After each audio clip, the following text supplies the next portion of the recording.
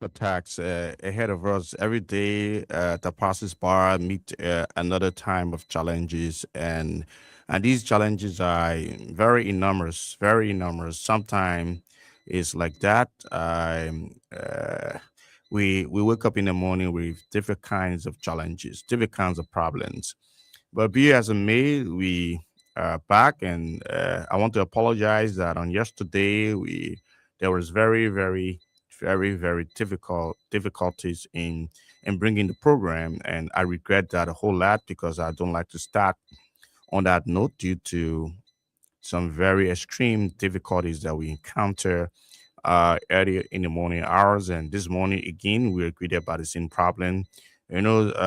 Experiencing one problem over and again makes it a little difficult.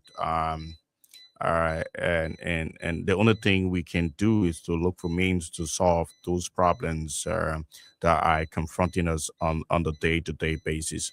So I'd like to welcome you. Good morning, and never mind. Again, I'd like to apologize for the very unfortunate incident that occurred on yesterday and this morning. As a matter of fact, we starting the show a little bit late. We should have started at 7:30 in time, but we have to run around. Just imagine I have to run around this morning to kickstart. These are circumstances beyond mind control, and we're hoping that one day it can be in within our control to be able to control the circumstances and resolve the problem in its entirety.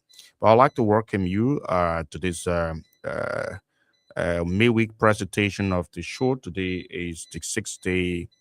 Today is the third day of June.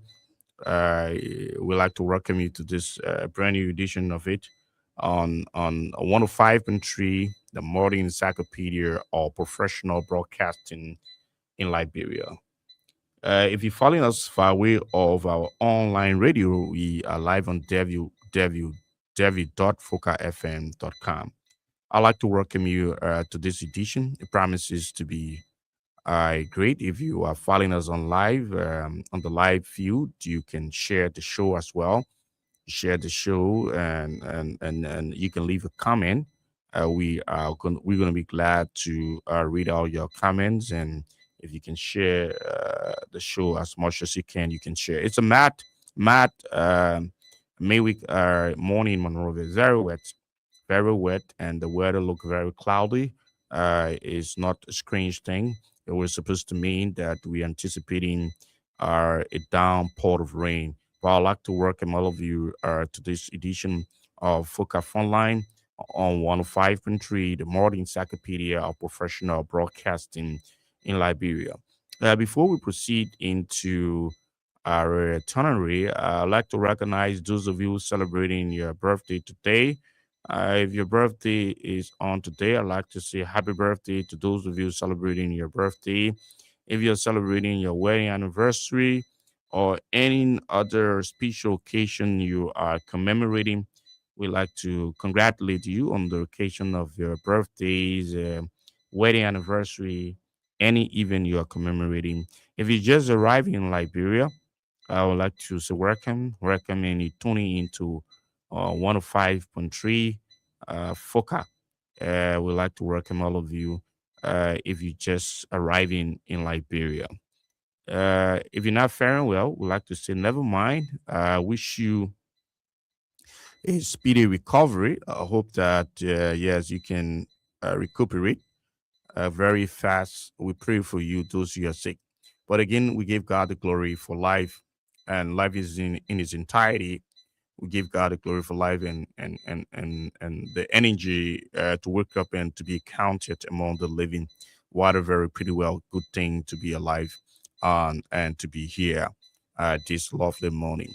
There are tons of issues that we are going to talk about, topical issues that matters to the country, and we are going to delve into those very issues. Unfortunately, my colleague, K. Leonard Talkbar, will not be on the program due to family issues, and I wish that he could raise up and resolve those concerns that he have, and he will not be able to be on the program this morning. But I'll be sitting here for the next 3 hours, hopefully, and hope to bring you the best quality of presentation and analytical perspective on the thing those things that are inundating in the Liberian media as well. So I'd like to welcome all of you. Welcome to it, and welcome to this edition. Now, our program is proudly sponsored by the Andy Brople Jala Foundation. The Andy Brople Jala Foundation is a very powerful organization, and they are our proud sponsor. They are. Let me just give you a little synopsis about the Andy Brople Jala Foundation. Andy Brople Jala Foundation is about youthful empowerment and education, heavily involved in education and innovative quality of the young populace, and they have been working doing some great job in the country with regards to the empowering young people education literacy, and not just academic education but vocational education as well, allowing and affording young people the chance to make international travels and make representation. A fortnight ago, the Annie Robert Jala Foundation uh, had a full representation in Accra, Ghana at the ECOWAS Youth Summit, where I've been told that the Liberia delegation that were headed by Mr. Emerson Tamba uh, did extremely well in the representation of Liberia and the Legal Communications Incorporated and the Annie Proplet Jala Foundation. So we'd like to congratulate and welcome them home to Liberia upon as they are already arrived in the country after making a very meaningful impact on the stage for Liberia and the foundation. They are doing a lot more work in the country. We'd like to commend them for their admirable and commendable stance on more of the issues that matters to the country. So that is the work of the foundation. We also we encourage those of you who want to advertisement, advertise your goods and services. If you have a business, you have a university, whatever business you're involved with, you can certainly come out of our marketing office. Our office is located here in Battery Factory, and we are here in Battery Factory, and there's a street called Silent Street. There where we are situated, and you can come to our marketing office, meet our marketing managers, Miss Sambu Sano. She'll be willing to do business with you regards to marketing your advertisement or whatever thing you intend to advertise on our flagship program here on the Laker Communication Network, 4K FN 105.3. So I'd like to say good morning to those of you outside in outside of Liberia. If you are in the outside of the country, you're following us from what part of the world you're following us from, I'd like to say welcome. Welcome to the show. It's a good thing to have you, and let's talk about the issues in our country. You know, there are a lot of things we're gonna talk about, and we start our conversation with the trending issues in the country. On yesterday, yes, the political leader of the National Congress was Alexander Cummings. Was on a local radio station in the country and was quizzed about the current state of affairs in the country. He made some statement, and we got to look at some of what he said on yesterday on the local radio station. The Attorney National Congress is one of the political party that has been engaged fiercely with political activities and desiring to have space at the level of the executive mansion there. And Mr. Cummings have been ever since the political leader of that political party. He's still desiring in contesting the last election. According to what we gather, the percentage of Mr. Cummings was very very poor, and I mean this is his uh, worst political performance since he been involved with contesting for the presidency, and there were a lot of things that happened that characterize attributed to what they consider as a very dismal performance of Alex Cummings. But he is gearing up for 2029, and 2029 is a critical period for Liberian. The year is moving as fast as speedily, and so he's gearing up for 2029. He had been critiquing about some of the issues unfolding in the country. So we're going to talk about Alex Cummings and what he said about this current government and how he gave. Mr. Cummings is Mr. Cummings is a very strong political personality. When I say strong political personality, with regards to his commitment of what he's been fighting for over the time, and he said a lot of things. He was talking about the one of the things he spoke about is he was creating the government on the economy, the state of the fair, the economy, which is a very major thing now that a lot of Liberians talk about. Any government who comes to power, basically, we have this responsibility to improve the welfare of the welfare of the citizenry, and improve the economy, ensure that things are on the right trajectory, ensure that we have investors coming into the country. He spoke about a lot of things on yesterday, which he intimated, and we hope to give you our own perspective, critically analyze some of those things that he said. Uh, you know, and another thing is that the National Transit Authority, under the leadership of Mr. Ford, I've been told that they are bringing in some buses in the country. Yes, which is supposed to be very good for the transportation costs in transportation is very important, and is a very important. It help to alleviate the problems, cut down the costs. That a lot of people spend a lot of money on transportation every time, and so the National Transit Authority is working on a special kind of buses that are supposed to be in country and all that. We want to commend the government for that initiative. Excuse me, for that initiative when it comes to the aspect of trying to ensure that we have better, more availability of buses, transport from one point to another, and for our people. It shows it shows the concern of the government in trying to work around what it can do to solve some of the problems in the country, and lessen the burden of transportation. The durability of the buses could be a very important thing. How long, and if the buses can survive in our terrain with our road layers, the road network.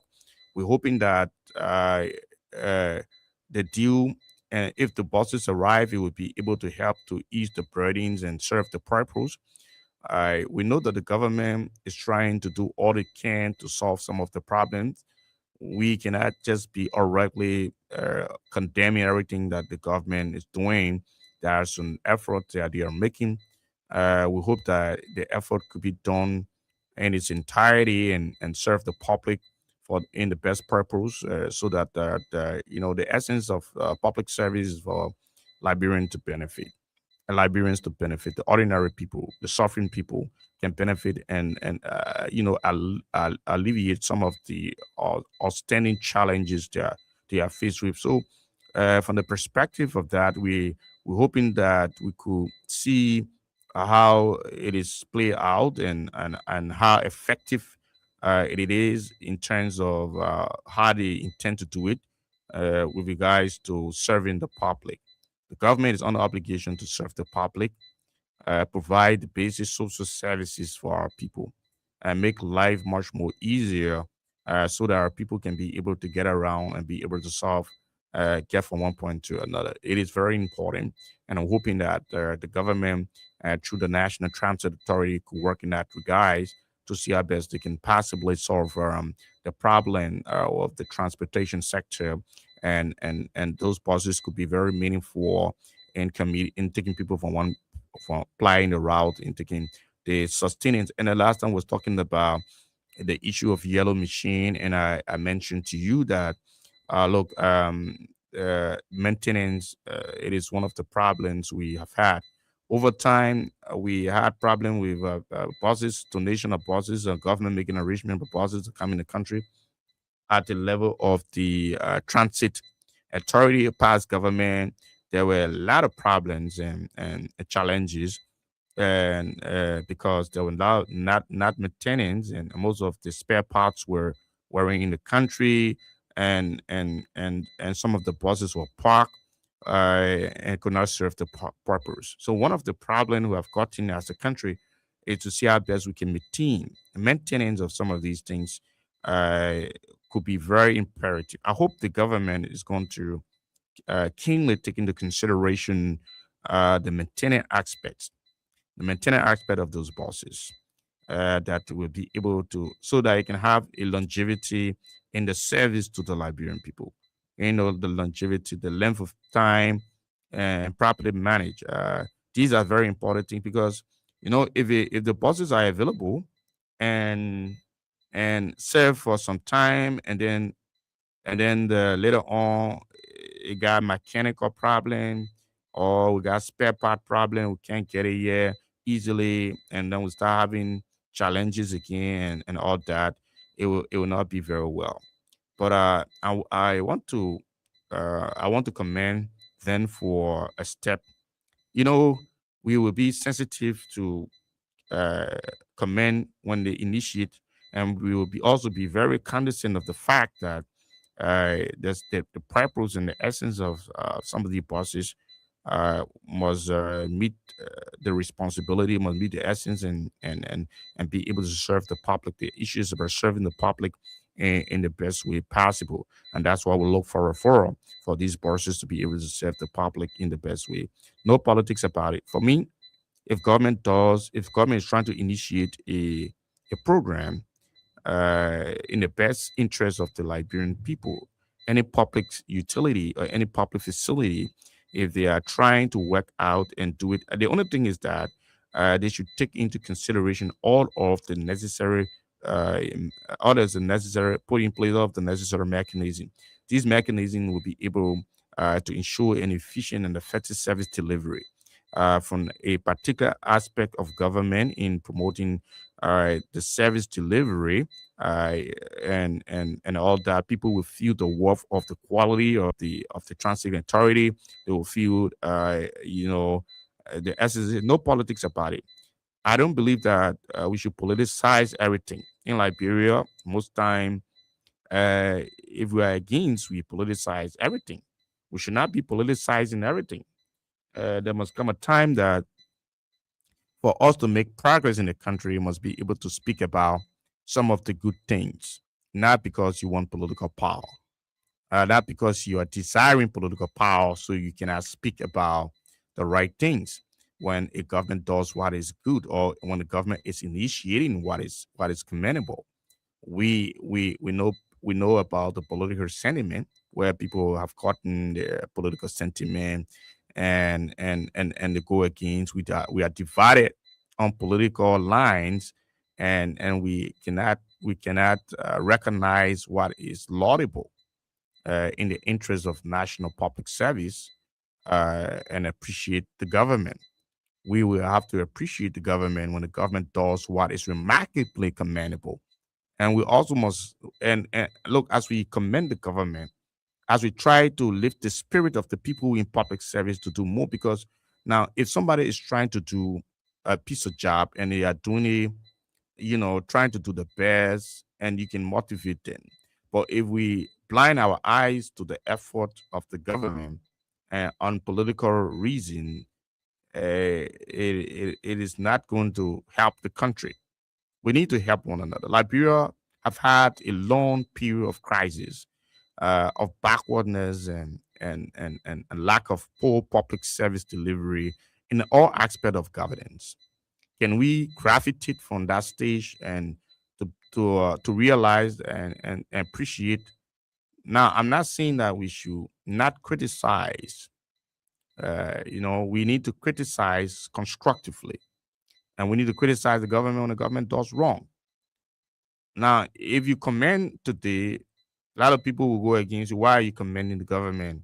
Why are you commending the government? They see it not worth commendation because the style of politics. The style of politics in the country is that anything the government does is wrong as long as you are not part of that. You are on the other side. You are part of a different political party, and the ruling party does what is good, it is wrong. You don't appreciate it for anything. You don't see any good in what they are doing. And equally so, the the um, the ruling party, if you criticize them, they get annoyed with you. Why are you criticizing the ruling party? Why are you criticizing the effort? They tend to be unrealistic. They tend to attack you because you are criticizing the government. Government needs to be criticized. Criticism is part of the democratic space. It will not necessarily mean that you are against. Sometimes you criticize so that the people in the right authority can take cue and be able to work around in solving the problems, and rectifying the mistake, trying to find a remedy to whatever situation that the country is faced with. So I think it's very important that we be able to be constructive. Rather to commend and to criticize, we have to be constructive about that. My thing is we know sometimes you commend and then later on the government is doing it in a manner and form that is very poor.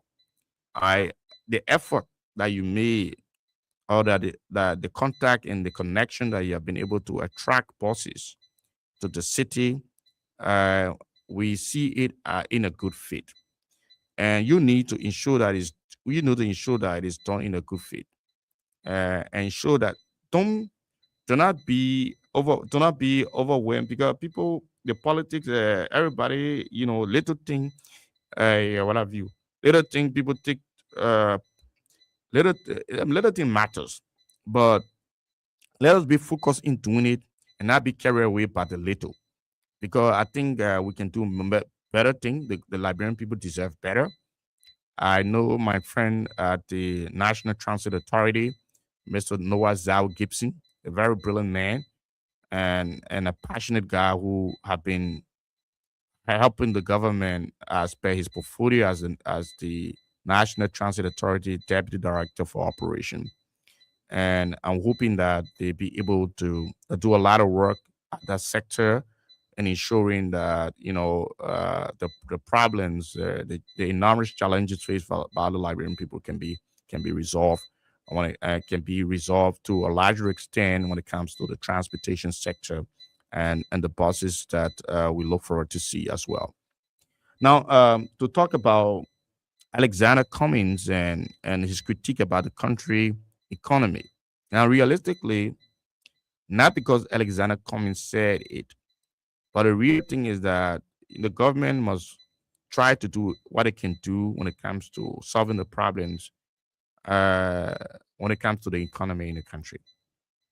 Now, Mr. Cummings was right when he condemned and he was clear about the economy, the state of economy. That is an open secret. A lot of Liberians are aware of about the the state of economy in our country, that a lot of people don't have jobs to do. The government have not made much effort, have not scored a lot of goal in ensuring that we have a better economy since the inception of the Bwaka government. The challenges that the Liberian people are facing are very enormous. We cannot we cannot mince out. Times are hard. People don't have job. That is an old song that have been sang. It's almost like a cliche right now. A lot of people don't have jobs. A lot of young people graduating from different universities. They don't have jobs to do.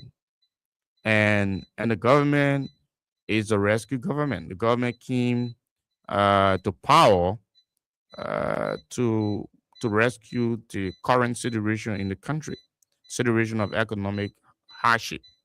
The first thing the government must consider is how can we ensure that we have a viable economy where our people, at least, we have own companies and investors coming in the country.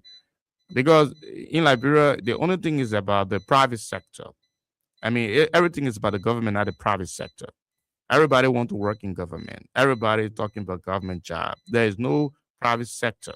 The government, I don't know the strategy the government is using when it comes to revamping the economy and putting bread, food on the table. Liberians are still living on far below the poverty belt. People cannot pay the rent and cannot afford to pay the rent. People cannot afford to live decent places because they don't have no income. The purchasing power of the people. How many of our people got the purchasing power? How many of them are working, gainfully employed? I'm talking about working gainfully employed. There are people who are working for, they are just working for the sake of trying to do something, but there is not actually a gainful employment. The country is tough. Mr. Cumming was right when he said the economy is very bad now. No job and hardship. People are tending to beg every day, and I know. I mean, I don't know who find pleasure in begging, but begging is a difficult thing to do if you are begging people for help, begging. And most of the people who got the money are the politicians who are fortunate to have all of the taxpayer money paid to them and the benefit from the revenue of the country largely because there are a lot of immunity when you're in the public service and especially when you're in a very high position in the public service. So here is it. If the president must be able to make a kinful and meaningful impact, the economy of the country should be considered a major priority. Now you can run the country when a lot of people are hungry, a lot of people are in the state of destitute and in a poverty-stricken scenario. You cannot run the country like that. The president agenda on the mantra of the Unity Party, folks, is about rescuing the country, rescuing the country. And if you understand the meaning of rescuing, you know that you're coming to remove the people from the quack mouth of the nightmare of poverty. Poverty. Create an opportunity for the young people, the youthful population. Everybody's talking politics in the country, and everybody looking for political position because we have not been able to change the narrative. We have not been able to make our people employed. Now, politicians are basic after most of the people in the government are after the political jobs, elected job. People still want to get most of the people in the government right now. They want elected position. They want if you are a minister, almost everybody got a vision. They so they are not focused on the basic thing. They are focused on making themselves comfortable, getting a reliable political job, then providing the basic needs, providing the services. What better what better of a political job than of providing for the Liberian people, providing the quality service, providing quality service for the Liberian people. Government ministry and agency, government entity, providing the kind of service that are needed that would be befitting and respectable of a Liberian citizen. Yeah, we don't have that, and the economy is bad. All over the country, people are complaining that the country's tough. People cannot get food to eat. People cannot afford to pay the children's school fees. But every time, there are a lot of kids will be placed out of school because the parents cannot. Some of the children are dropping out of school because the parents are not working, and it's because the country is a political state. The economy is bad, it's blurred. So Mr. Cummings was right about talking about the government have not, and in fact, it's not just Mr. Cummings. He was. We have been talking about the dismal performance of the government when it comes to the state of the economy. The challenges have been compound complex, have been overwhelming. People are going through a lot and hell in this country to find a peace of mind when it comes to the livelihood, and that is the responsibility of the government to ensure that our people have a better start of life. We can't keep our people in the state of poverty, in the state of neglect, and that is irresponsible and irresponsible that you are not taking responsibility of you are not taking responsibility of your responsibility, the role you're supposed to play. You are not taking the role in that place. So our people are going through a lot more people are and the policy of the government when it comes to the economy, with all of the quality of education and the worth of experience from the president. We expected, at least by now, there should be a narrative change when it comes to the status of the economy. When the economy is bad, Liberian people will live below the belt, and that's what's happening right now in the country. That's why job business is difficult. You can't get job in the country easily. Who is creating job? Nobody's creating new job in the country. There are very few people that create jobs in the country. Are paying the people way below the minimum wage. They pay you any amount of money. They pay you any amount of money. You don't have, because there's no choice of opportunity for you to say I'm finding another place to work. You better, and they treat you anyhow. They treat you anyhow. They dictate to you how they want it to be. If you don't like it, you gotta go. They don't care about your feelings.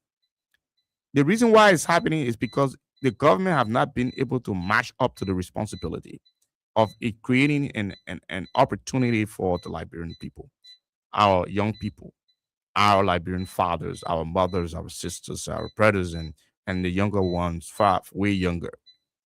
The only thing in Liberia right now is politics and political job. So the only thing we hear about is, and that's why when people get politicians are the most influential people in the country. If you're working with one politician and they give you job in the office, and everybody turn out to be politicians, because the politics is the fastest money making income if you are successful to be in the lane of authority. And most of the politicians are bad people. Majority of these politicians are bad people. They are not seeking the welfare of the Liberian people. They are after themselves. So the issue about self-aggrandizement, the issue about themselves, about the political ego. So yes, we need to have a narrative change, and the impression have not been made by the president. I mean, I have not gotten that impression and of the president when it comes to change the life of the people. The essence of leadership is to improve the well-being, is to improve the country, the country in generality, specifically looking at the dying needs and priority issues that need to be resolved. One of the first priority of a government that comes to power after uh, many years of suppression by past and successive government is the issue of liberating the people from poverty, education, economic benefit. Look, Liberia we should not be singing the song, having a visual cycle of the same woes of economic, the bleeding economy. Our economy is oozing with blood, bleeding profusely because of corruption. Why do you think we are suffering? Why do you think that no job in the country? Because of corruption, massive corruption.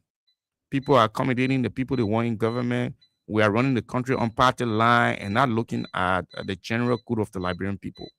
If you're not part of a particular political party, you're not supposed to survive. How can that be? If you're not part of a particular political party, you're not supposed to survive. Everybody's supposed to survive in Liberia. The political party, the government, the president will be everybody president. When you criticize the government, then you become problem and people try to deprive you of benefit. And people don't want you to speak against the odds in society. Now, I mean, what kind of backward system is this?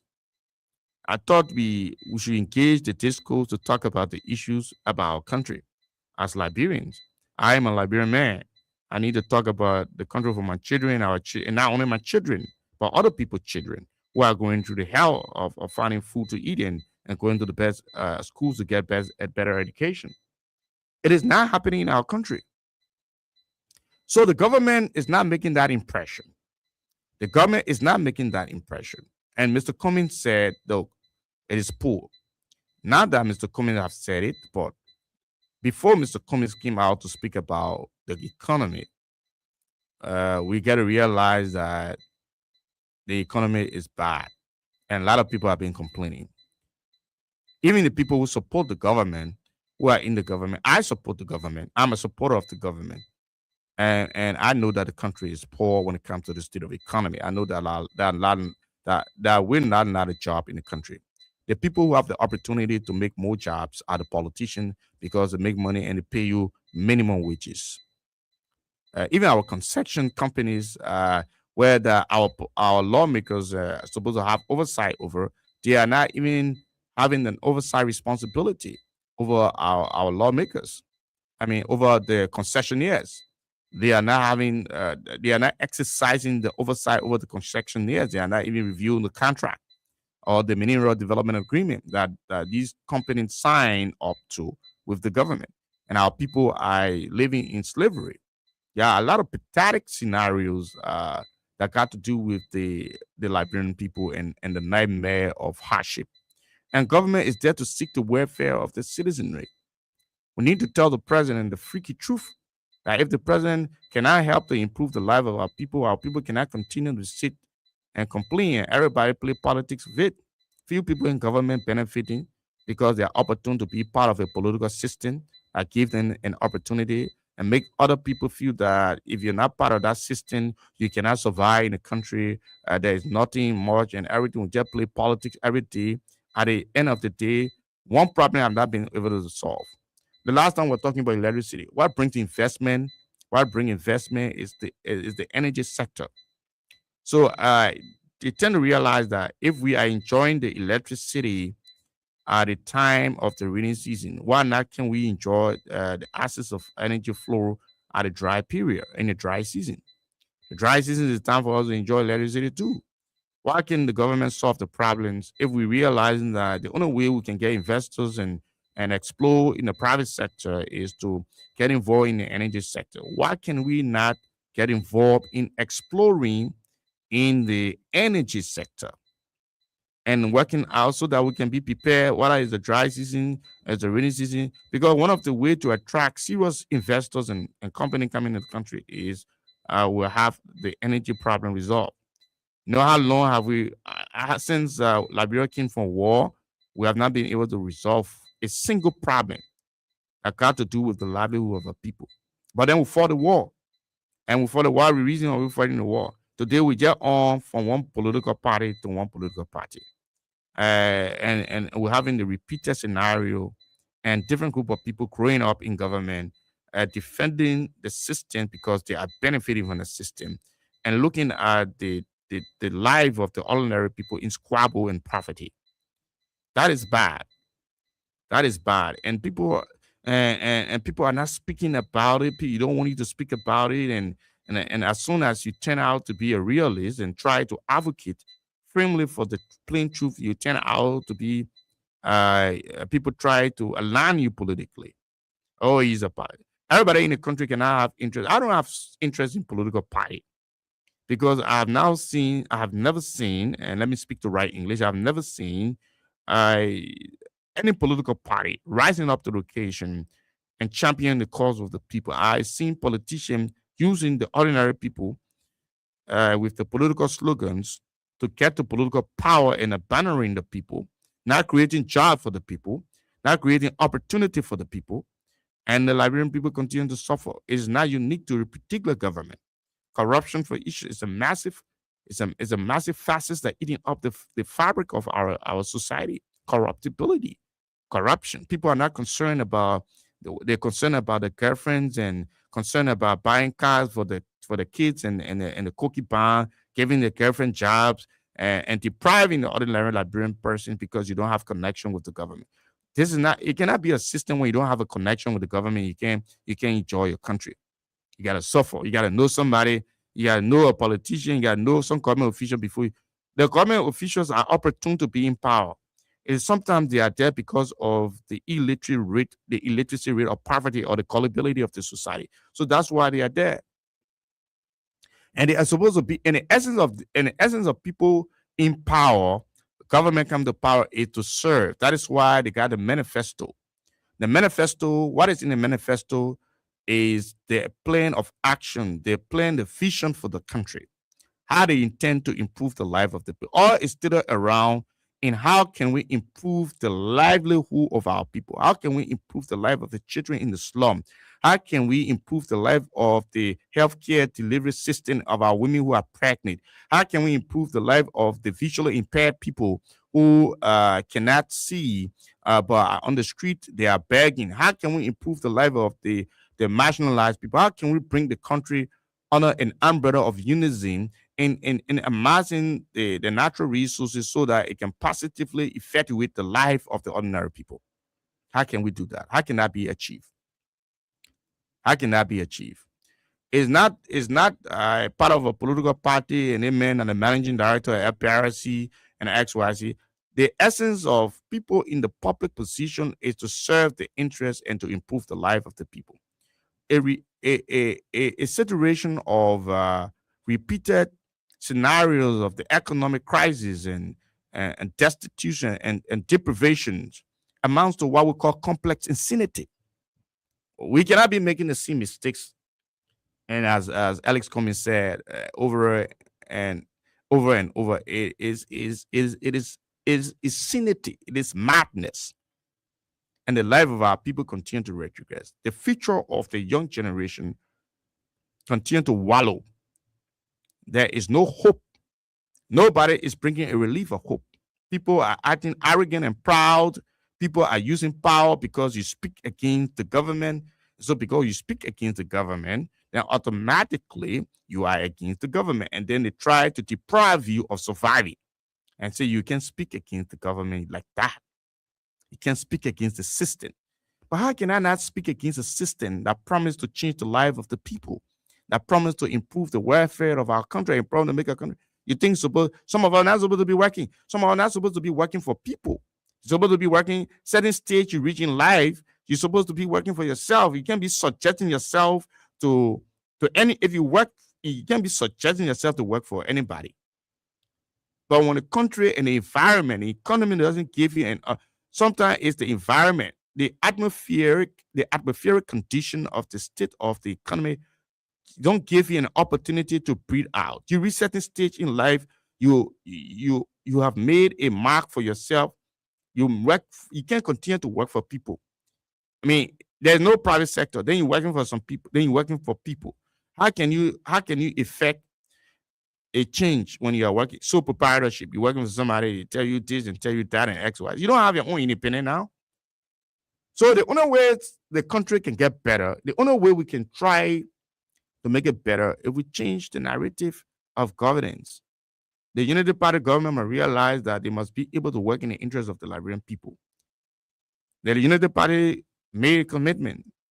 The economy thing is an old song. They understood it. They dealt with the past government because of the post state of the economy and corruption, massive corruption, allegedly, and few people felt that they were indispensable and they were in government and could not listen to the cry of the people. And and the Unity Party was in opposition for 6 years. They were in power for 12 years, and they came back with the experience that they got. And a lot of people rallied the support around President Boycott because of the experience and thought that the president would be able to do something meaningful when it comes to the economy of the country. The last time we heard the president talking about foreign travel and betting. Make government, let's make try to make government unattractive so that people can add, everybody in other countries, the private sector stands out tall. The private sector stands out tall. In Liberia, we have a very big problem. This is the problem, and their looming crisis of economic hardship, and we are going gradually from 1 year to 2 year to 3 year. We are going 6 years again, going to be taken away if we cannot improve the life of the people. 6 years is enough to change the life of the story of the people. If you have intentional about development, about economy, the first thing is about the economy. We don't have agricultural program yet. We don't have an agenda for making our country self-sufficient when it comes to food production, and that is encapsulated in the RS agenda. Electricity is a major component. Education, these are vital things that will be able to lift the spirit of any Liberians who wanted to hear that. People are moved upon what they hear, and they look forward to see intentional approaches in trying to radically try to resolve the problem in the country. That is a very serious thing, and we need to work around. A very serious problem, and we need to work around these problems to solve the country problem. That's the only way our country can get better. The only way we can change the narrative of the Liberian people is to deal with the present crisis in the country, the crisis of hardship. Now, if you go across the country, you tend to realize a lot of people are going through a lot. Now, I'm not trying to negate the fact that the government is not making some effort, but I'm equally telling you that the effort the government is making is infinitesimal to the amount of problems that the Liberian people are faced with. The problem Liberian people are faced with are enormous. There are different problems all over the country. And I believe that this government can do it if the president is willing and you have good people. Everywhere you work, there are challenges. Everywhere you work, there are challenges. There are bad people. And if I believe the president got good intention, but does he have the right kind of people around him to help it to be done, or he just want to be reactive? Now, most time I see people being more reactive than proactive. Yeah, more reactive than proactive. It's an opportunity to serve the Liberian people as the president of the country.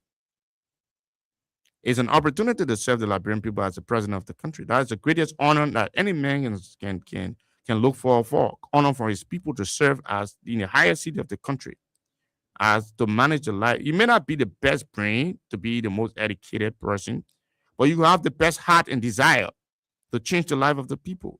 You have a very good vision to change the life. It don't require you speaking all of the grammar. It don't require you speaking, but it requires the interest of the love for your people, the love for the country, your desire, your vision to change the life of the people. Most of the people in government have gotten the CV of poverty. They came from a poverty-stricken background. Some of them were poor. The only time they got rich when they got in government and the party succeeded and they gave them job. So they got something now and they can call themselves rich people. Can we not? Can we not? Can we not fight for our people for equality? Because the country Liberia is a rich country, and that's the fact of the matter. But it's a paradox when we are a rich country and then poor people because of management, because of systematic flaw within the governance, because of people who are disingenuous, because of people who are greedy, because of people who don't believe in certain Liberians should benefit because you are part of my party and you supported me. So long you don't support me, I can't give you a job. We can't create an opportunity for you. We don't care what happened to you. We don't care about your feeling. And we play politics with everything. And at the end of the day, our people go through a lot more to suffer. This is not a way to do it. And we cannot do it like that. I hope we could be able to change the narrative, be able to change the narrative of our people so that Liberia can get better, so that the government, and as Mr. Cummings said, the country economy can be on the right path. Yeah, we need to do it. Now, Mr. Cummings also mentioned, and I would like to talk about that.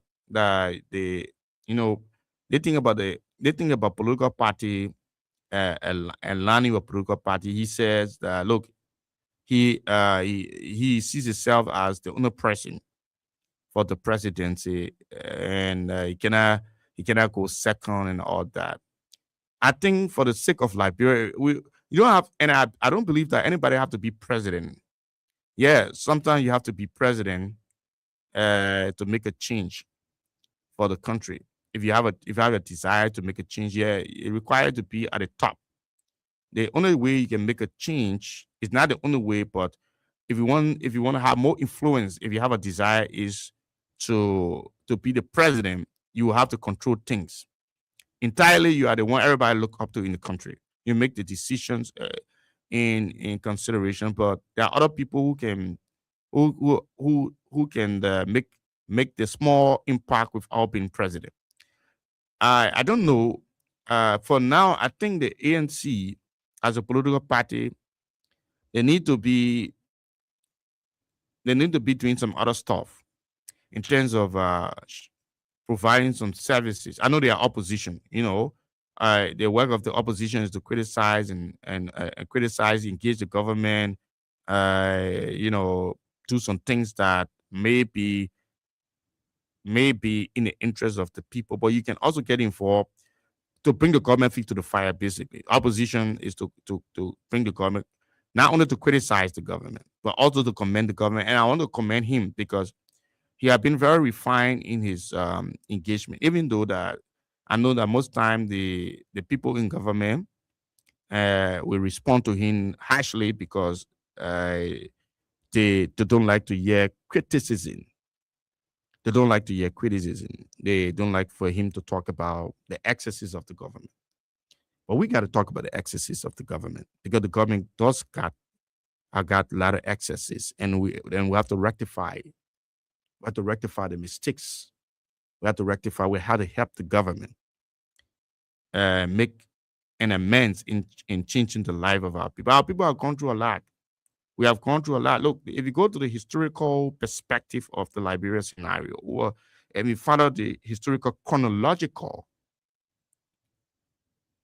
event of governance, the Liberian people have never reached a stage wherein our people have appreciated government since Tobro was omitted. The country has just been in a state of backward governance, political struggle, and that's why the people say, in the cause of the people, the struggle continue. But the people using the masses of the people and always using the people to accentuate the political power. When they are in political power, they don't seek the interests of the people. They say the Congo people were the people of the problem. They are American Liberians, and they call us Congo people and say you are American Liberian people. You're the problem in the country. Now we have indigenous people in power. Indigenous people have been in power ever since. And guess what's happening to Liberia? You want to hear what's happening to Liberia? People are still complaining about lack of job. People are still complaining about economic hardship. People are still complaining about concession companies and the concession here. People are still complaining that foreigners controlling the economy. People and Liberians cannot feed themselves. We don't have electricity in the country. We have seasonal electricity only during the rainy period. We have experienced some flow of consistency. We have not been able to resolve a single problem in the government architecture over the period of years. And we still loom, and everything we talk about in the country is politics. We have created hatred. Politics have turned out to be hatred. Everybody is part of a political party for and against. As soon as you turn out to vent out your frustration about the government, they try to put you as an opposition. And if you're trying to commend the government for what have the government done and trying to juxtapose some of the processes of the government, then you are a collaborator or you are a government person. And it is in all spectrum of the Liberian society. How can we dare alleviate? How can we gravitate? How can we commemorate? How can we change the narrative of the Liberian people with these kinds of problems and the mentality and the psyche of our people when it comes to good governance and accountability, when it comes to delivering the country, making sure Liberia get better, improve the well-being of the Liberian people. This is an enormous and challenging problem we are faced with in the country, and I think the Liberian children, Liberian young men and women deserve better. We don't deserve to live at the mercy of people who feels that some people feel like they get money and they don't respect anybody. They treat you and speak to you anyhow. Because the country itself is not giving you an opportunity. The opportunity is supposed to be created by the government for the citizen to have an enabling environment that somebody can sit down and have the restaurant and make money for ourselves and manage your life as a young woman and manage a family. Not everybody got work in government, but where's the opportunity, even for people doing businesses to strive in our country? Even if somebody acquire a specialized skills, how do you intend to utilize your skills when there is no opportunity, no light in your country? The economy is bad. I mean, when I say no light, I mean that the government is trying to make some effort, but the effort is only restrictive only to the dry period. We hope that it could trickles to the. I mean, it's only restricted to the rainy period. I hope that it could trickles to the rainy period. This is the case of the country. So the economy is bad, and that's the reality. I don't know if you. I mean, some of folks will disagree because of party line. And, oh yeah, and all that. But that's the reality. That's a glaring reality. That's a glaring reality. The economy is bad, and we have a bad economy. You have a lot of poor people. You have foreigners who will control the economy, and you be spectator in your economy. Like George Ria said, people won't be spectator, but people were spectator, and people are still spectator in the economy. The country that we still cannot feed ourselves because of the economic, the state of economy. In Ivory Coast, people are producing. Ghana, people are producing the food. At least they're ending the food insecurity. But in our country, we still look up to everything from the government, and everything is the government and job from the government. If you're not working the government, you cannot survive, you cannot pay your rent, you cannot get your kids to go to school. Their problems are so enormous. People take advantage over you because they are your employer.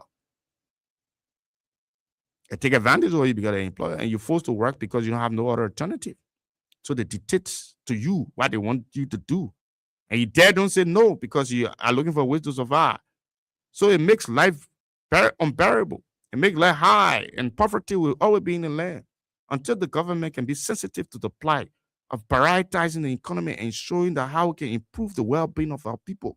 How can we ensure that our citizens' life get better and stop playing politics with everything and be blindfolded with political sentiment and lining everybody politically because of this and that. And that's why our country is like the way it is. But let me open the lines and take the calls. If you just joining us, you are watching Foca Frontline on 105.3. My name is Albert Cornelius Barkley. I'm here. My colleague is not around today, but be here for the next 3 hours. We got a lot of issues to talk about. And we spoke about the commending the National Transit Authority for initial step, and we're looking forward to see how it's going to be fully effective with it. We're also talking about the state of economy, as Mr. Coleman alluded, and how can the government, what can the government do to improve the economy? Why is it that the foreigners have control our economy, and why is it that there are more Liberians who are complaining about hunger and can get food to eat, job insecurity, and the government up to now have not been able to create an environment where investors and other jobs will be afforded to our people. We're going to open the lines. If you're onto the lines, lower the volume of your receiver and make a point. You are listening to Foca Frontline on 105.3. Sorry, we had to come a little bit late due to technical problems. So the number for you to participate on the program is 0770 If you are onto the lines, you have to lower the volume of your receiver. You make a point, and we'll be glad to have you on Foca Frontline. This is the front line, and we don't miss out in speaking out. Let's go to the line. Take the first caller. Good morning. Hello, good morning, Foco FM. Good morning. Good morning. How are you? Is this the bishop? Yes, sir, this is the bishop. All right. I recognize your voice. It's just that I have not been able to recognize your name. Yes, the name is Bishop Dr. Lord. Yeah, Dr. Lloyd, it's good to Yes, have sir. you. Welcome you live on the front line, sir. Thank you very much, and we pray that God bless Liberia. Yeah. Thank you for the talking point, and I will drive on the issue of the economy. The economy of this country have to do with the Christians, the clergy, and the religious body. From which angle I would say is the Bible said, if my people who are called by my name will hearken unto my word. Liberians, we are deviating from God too much. It happened during the CDC time when they were healing George Weah instead of thanking God for what he was doing. The Christian community have to get on their feet. We need to But the write a Christians letter. are the Christian community. Most of them are politicians now. Some of your bishops are on board and board members of corporation, public corporation, and they are partisans in the respective churches. They are propagating the government. Whether the government does what is good or bad, but everybody is defending. So how do we in fact dichotomize those of you who are clergy people from what is from the politicians? Because the politician is almost like equivalent. The clergy people are almost equivalent to the politicians. In every dispensation, God raises a new prophet. And spiritually, I will not go deep, but I will tell you on the surface that because of their attitude, most of them has lost the grace.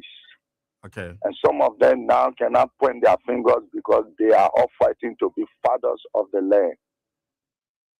God is giving us another chance, and the direction He's telling us to tell the president to allow women to go to the mansion ground and pray and declare. But Bishop, we have been Bishop Lloyd. We have been praying. There are a lot of we have been praying. We have had different revelation over time about Liberia, about the nations and women and prophecy and all that.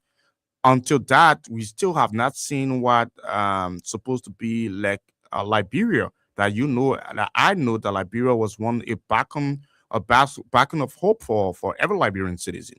Right now, the The, scenario is even worse. We are only political. We are just like a political theater all over the country, and nothing much happening. And the people are complaining about hunger, complaining about insensitivity with the leaders. Not just the party government, but past government and the succession of government over the period of time haven't proven anything better for the country.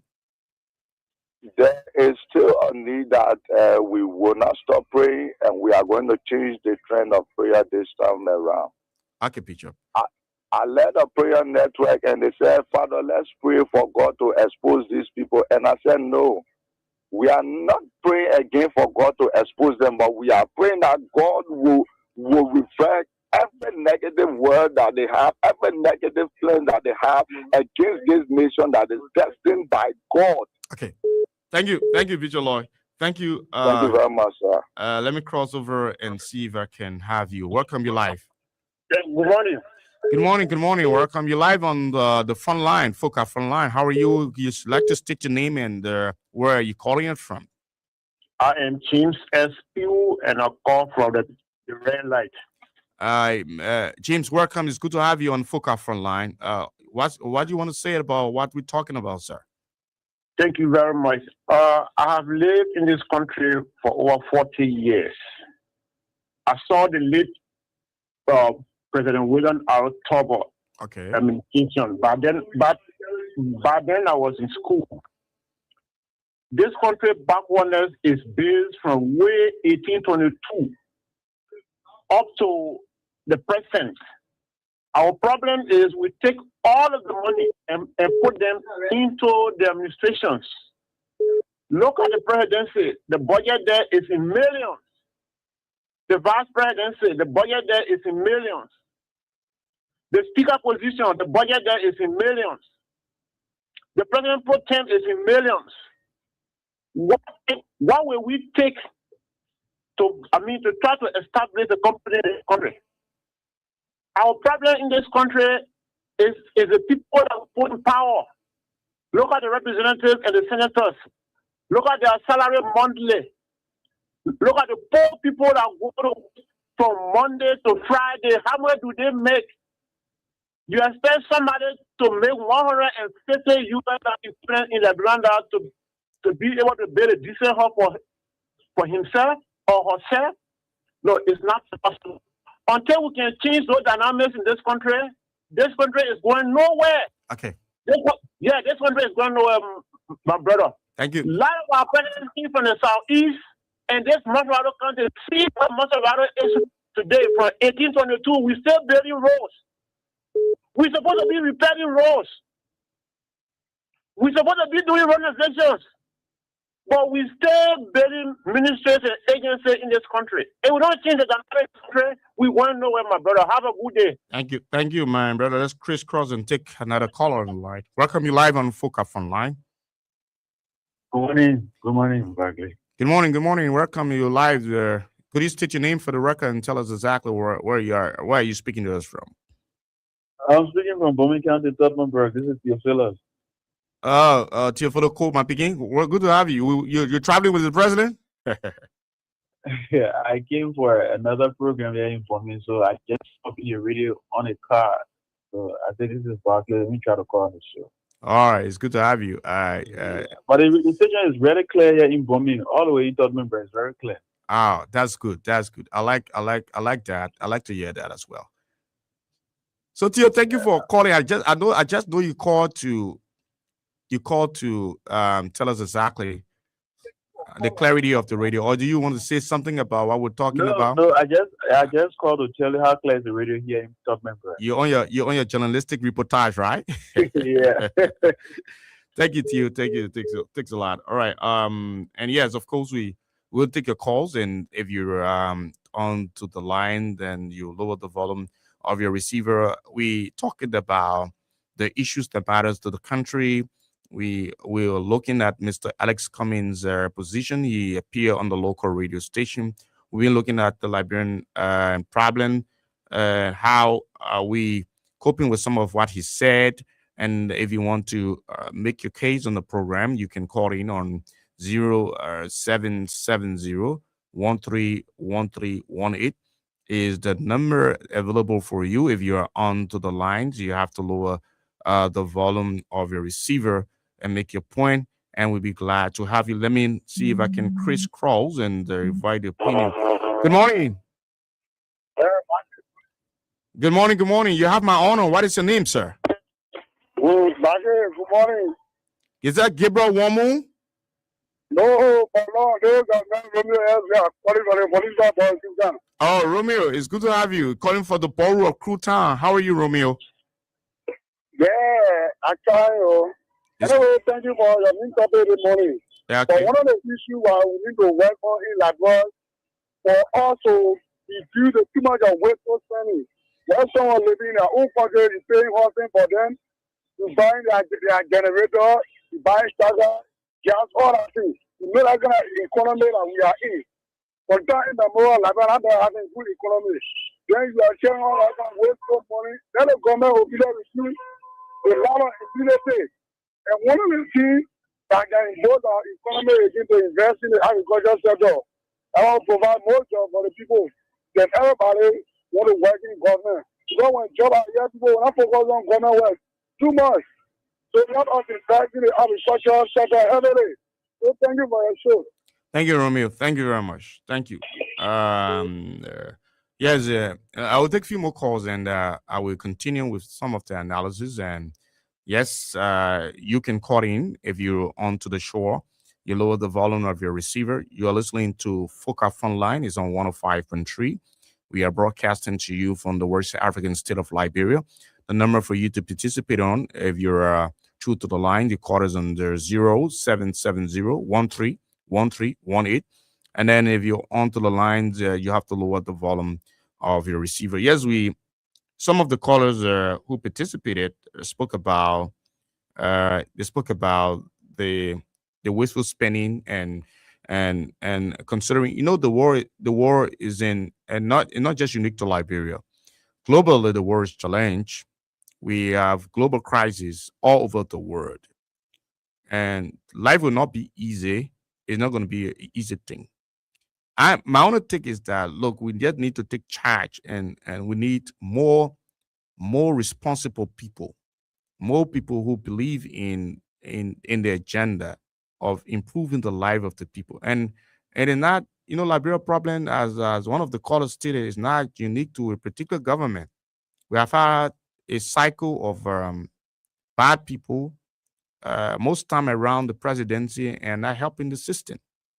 When you are educated and you acquire the requisite skills and you are opportune to serve in government, you must be able to drive the agenda of the president. You must be able to drive the agenda of the president. I don't want to believe that a lot of president comes to power with not a mindset, but the politics in the agenda, the politics is too much. We don't prioritize the issue. We focus on the politics. We focus on government jobs and more than doing what we're supposed to do. Most of the people in government, the desire for political power is high. Most of them want to be elected to some kind of public position, either senator, and so they are not focused on the job that they're supposed to do, and not focused on. I think the best way to serve the Liberian people is to serve with respect to the position you occupy.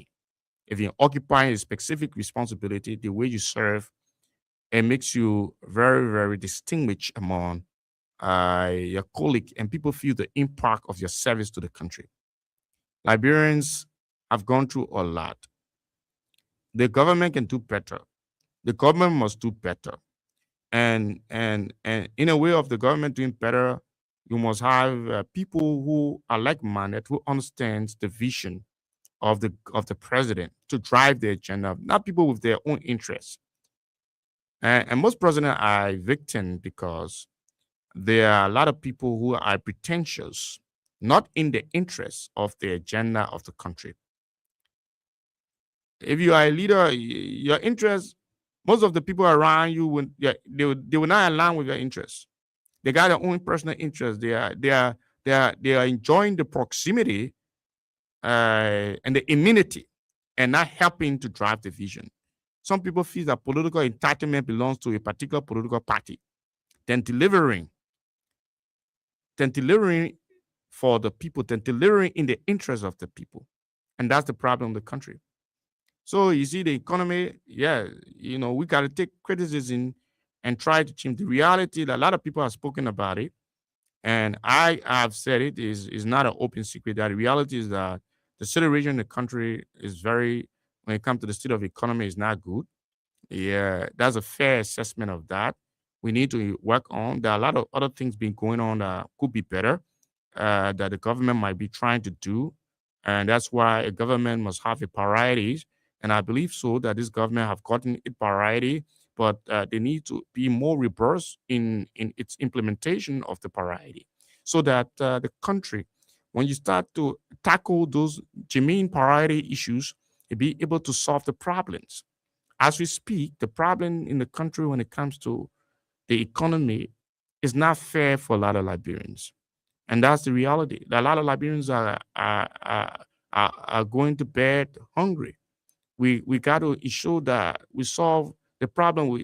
The problem from Arthur Barkley to Edwin Barkley and now continuing in Liberia should not be happening. We should not be experiencing the old age problems. We are in a modern era. The dynamism of governance must come to reality with the innovative nature of the contemporary democracy and the sensitivity of our national leaders in understanding the plight of shifting the priority of our country. Economy, bad. People still living, people still marginalized, people still living, and then we say, oh, we are politicians and we speak in politics and speak in big book. At the end of the day, we can accrue any any positive dividends when it comes to the livelihood of our people. The worst thing is for people to be poor in their own country. The worst thing is to not have a job and opportunity to work in your own country. That's the worst case. That's the worst case. That's the worst case scenario. But we can make it better, and the government can still do what it can do better if they put in place all of the right requisite mechanism to see how best we can change the life of our people. It is time now for us to push our country, push the government, and that's why we are constructive partner to the government. And we may not be respected because of our maybe critical stance, We may be labeled as bad people because there are people who are, around the presidency, and oh, the people are bad people. They speak against the government. We want the president to succeed. If I want the president to succeed, I must be trying to tell the president the reality of the fact on the ground. Some of the things that the people are faced with, because the president may not be able, he's not in the know of much of the thing that in the condition in the street and in the respective homes and how the people feel about the government, especially when the government have come to power on the mantra of change, and with the wealth of experience we think, and we all want to wish the president well in his endeavors, but to look at ways of finding the problems and finding a remedy to the crisis that the country that we are faced with as a country, and we got to solve that problems. The way to solve the problem is to start implementing effective policy. The way to solve the problem is to start removing people who are not in the interest of the government, and people who just want to take this government job for bluff. There are a lot of people who take the job for benefit and bluff. There are a lot of people who take the job because the party in power, so they don't want to align with the party, not understanding the vision of the president in solving the problem in the country.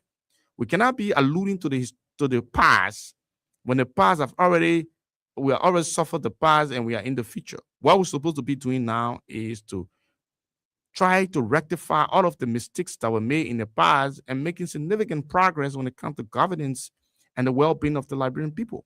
The Liberian people scenario and what we are going through as Liberians is very pathetic. We are going through a lot. We went through a lot. The pain, the excruciating pain of poverty, neglect, bad governance, corruptibility, lack of opportunity for Liberians to explore the potential in their own country. Like people who have turned to be beggars, and because of no opportunity to even explore, and they are slaves in their own land, working for other people, and working at the will of other foreign companies, and being treated in a manner of form that is very, very despicable. It is bad for the country, and we cannot succeed as a country in with regards to that. So that's why we need to push the country agenda in moving Liberia from one place to another, so that the country can be on the right trajectory. So Liberians can be able to have a relief when it comes to governance. We cannot continue to wallow in a state of pain and poverty and neglect, only because some greedy people in government, and they feel that that is the immunity, and they are there now. They wear indispensability with not respect. They don't care about creating opportunity for the other people. When you're serving your country and you're serving a country, you must be able to make impact. Anybody who occupies a position and you're not making impact in that position, you need not to be in that position. And that's what the president needs to tell the people. A lot of them need to know that very well. They are taking this job because they feel entitled to a political party, and they feel more obligated, and feel that the president is obligated to them to give them the job, and they are on the job, and they are not doing anything meaningful to help the system work. Anybody that undermine the progress of the government are in the government supposed to be removed. You are supposed to be able to identify there are people who are wolf in sheep clothing. They call themselves your partisan. They're hiding under the canopy of partisan, of unity party. And they are not in the interest of the party. They are not in the interest of the country. You are not serving your party, you're serving the country. The whole party thing is about country. It's about your country, it's about your ideology to advance your agenda in improving the life of the country, not basically the party. But people is individualistic about their party and their alignment than looking at the national agenda of the country. Who does that? So you only after your welfare and some of your people who are in the part in your line and not in the interest of the country. So so it is like that on the other side too. When other people on the other side think you're not in the line, not in the interest, so they obligate themselves to the party more than understanding the reality. So how can we in fact solve the problems of this jobless crisis in our country? How can we finally fight corruption? How can we put the economy in the right perspective when we have created a system that is very repressive for the poor Liberian people? So let's take a few more calls, and it's already 5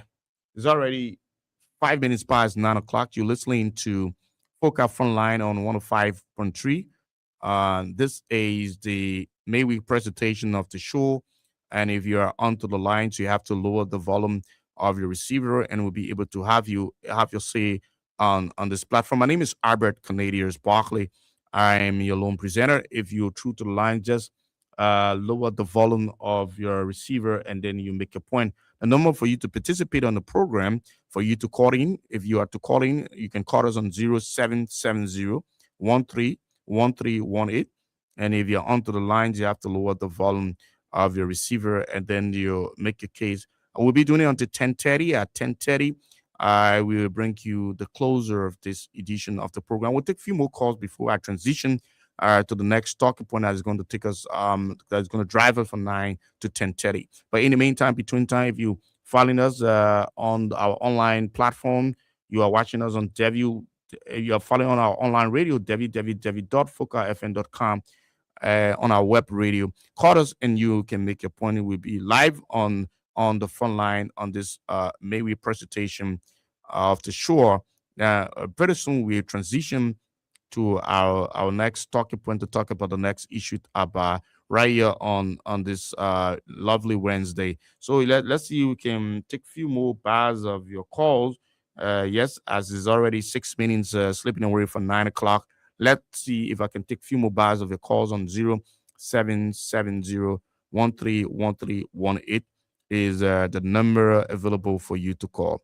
Now, some of the things we flag up, we spoke about the National Transit Authority and the initial engagement of buses to help in alleviating the transportation crisis in the country. And the managing director and the team of management at the National Transit Authority is trying to do an enormous job. We're hoping that all of the necessary modality can be worked out. Anything that could happen to the country benefit everybody, whether you are a citizen, whether you are a unity partisan, whether you are a ANC member. The better thing is good thing happens and it happens to everybody and everybody benefit. When bad thing happen, it happen to everybody. So we are on our obligation to ensure that we guard the intellectual discourse and speak truth to power, and that's what we want the government to do things in the interest of the Liberian people. That people should not play politics with everything. We must be able to commend the government. And I think the concern that was raised by the ANC leader about the economy and the dismal performance of the government when it comes to the state of the affairs of the Liberian people, that is just the fair truth. Now, we have been speaking about that over time, about the manner and form in which our economy has been very bad and poor, and what is required for the government, that have gotten the expertise to bring up to speed with how they can improve the life of the people. Besides that, um, the judging upon the manifesto of the government, how can it implement their agenda? We cannot be in a country right now. We're not feeding ourselves. Everything the foreigner is taking what the economy, no job, everything is government appointment, nomination in government. And if you're not in government, nobody can respect you. That those are the only people that get connection, and the party get connection, and they're in the government. Other people are struggling in what we consider as a sector that's supposed to be a private sector, but it's nothing, it's empty. Nothing much is in that sector, no investors. We're looking for electricity. We're looking for that problem to be resolved. It had not been a problem. A makeup of the Unity Party on President Boaka. It had been an Everson problem. We have had what we call a leadership deficit in fundamentally trying to find a way out of the problem. These are the concerns that we are just posing on the program this morning, and we look forward for your participation. If you are true to the lines, then you have to lower the volume of your receiver, and then we'll be able to take you. We're going to take your calls until, and then we'll move on to talk about the position of the Speaker of the House of Representatives, Richard Kuhn. who has said that the lawmakers will come to the aspect of the lawmakers and bannering. They couldn't have quorum on yesterday, and then the lawmaker and the speaker of the house was threatening n- not paying them. Hello. Morning, Barkley. Good morning. Good morning. How are you? Welcome. You're live on Fuka Frontline. What is your name and where are you calling us from, sir? My name is Alexander Gibson. I call Your name is Alexander Gibson. You're calling from where? from I'm not getting into clear, sir. Chicken Factory. All right, Mr. Gibson, you have my honor. Welcome you live. Let's hear you make your case. Thank you so much for the program this morning. I think you made our affair more better than you did. You did well. Look, let me tell you, what Kumi said yesterday, I think that is a fair truth analysis. The economy of the country is very bad. Look, Barkley, if you want to know that, go to business places. There are more shop closing. People are getting out of business. I don't know if the government is really checking on that. Things are getting tough on people. People that used to travel like to China in bulk this time, these things are not happening. You know some of our business friends who are very, very into this thing. So why you think why you think that is happening like that, Alexander? Why you think we are going through what we are going through? I thought by now we have been making some progress somehow with the government. The reason is very simple, right? Mm-hmm. You think yesterday the day that the lawmakers did not work. Don't you know that it affected the entire country? There are bad deals, concession, agreement, all these things. People talk about the CTN, all these things. Mm-hmm. They are affecting the business climate. But there are certain people, LTMR, with new company that is responsible for lesson plate. Yeah. All of these little things. Liberia Transport Management. Very good. These are things that are affecting the Liberian people, but our legislators, they are not putting themselves together to very, very carry on their oversight to invite these people. Our people are going through the hard constraints. What is happening? Or those in authority. See, when they call Muari last time, it was a complete like something a phone. And these are things that are bothering the economy. The little man on the street, you think somebody's supposed to go right in for redemption and let's say give birth there in real life? You think that's supposed to happen? You think when drugs and slaves were there, like the new redemption hospital that are constructing, you think when it was now constructed and drugs and other things are there, you think people really would care that women and somebody who knows that you go born on the street? And that is not raising alarm to our people. That's sad. Those people that are doing this, that imposition, like Jerry Yobo, nobody hears from him. We just when you let us, Mr. Yobo. We'll talk about that. We'll talk about that. I know that you are emotionally charged and want to elucidate further, but we'll talk about that. We'll come to the lawmaker aspect maybe on the last segment of the program. Yeah. So you said that. I mean, there's a neglect when it comes to the government responsibility in helping to revamp the economy. Very good. Yeah. So what do you want the government to do? We are getting to a critical juncture. What do you want the government to do with regards to that? Can the government do something about that? You think so? Look, the government still has something in her favor. All right. On a very serious note. Okay. It is about time that the government start to put money into the business sector. Our legislators try to review some of those concessions that are affecting the Liberian people. My brother, it's what I'm telling about the traffic management. Look, I want to see that affecting us in the health sector. Okay. Education sector. Government need to put their feet down.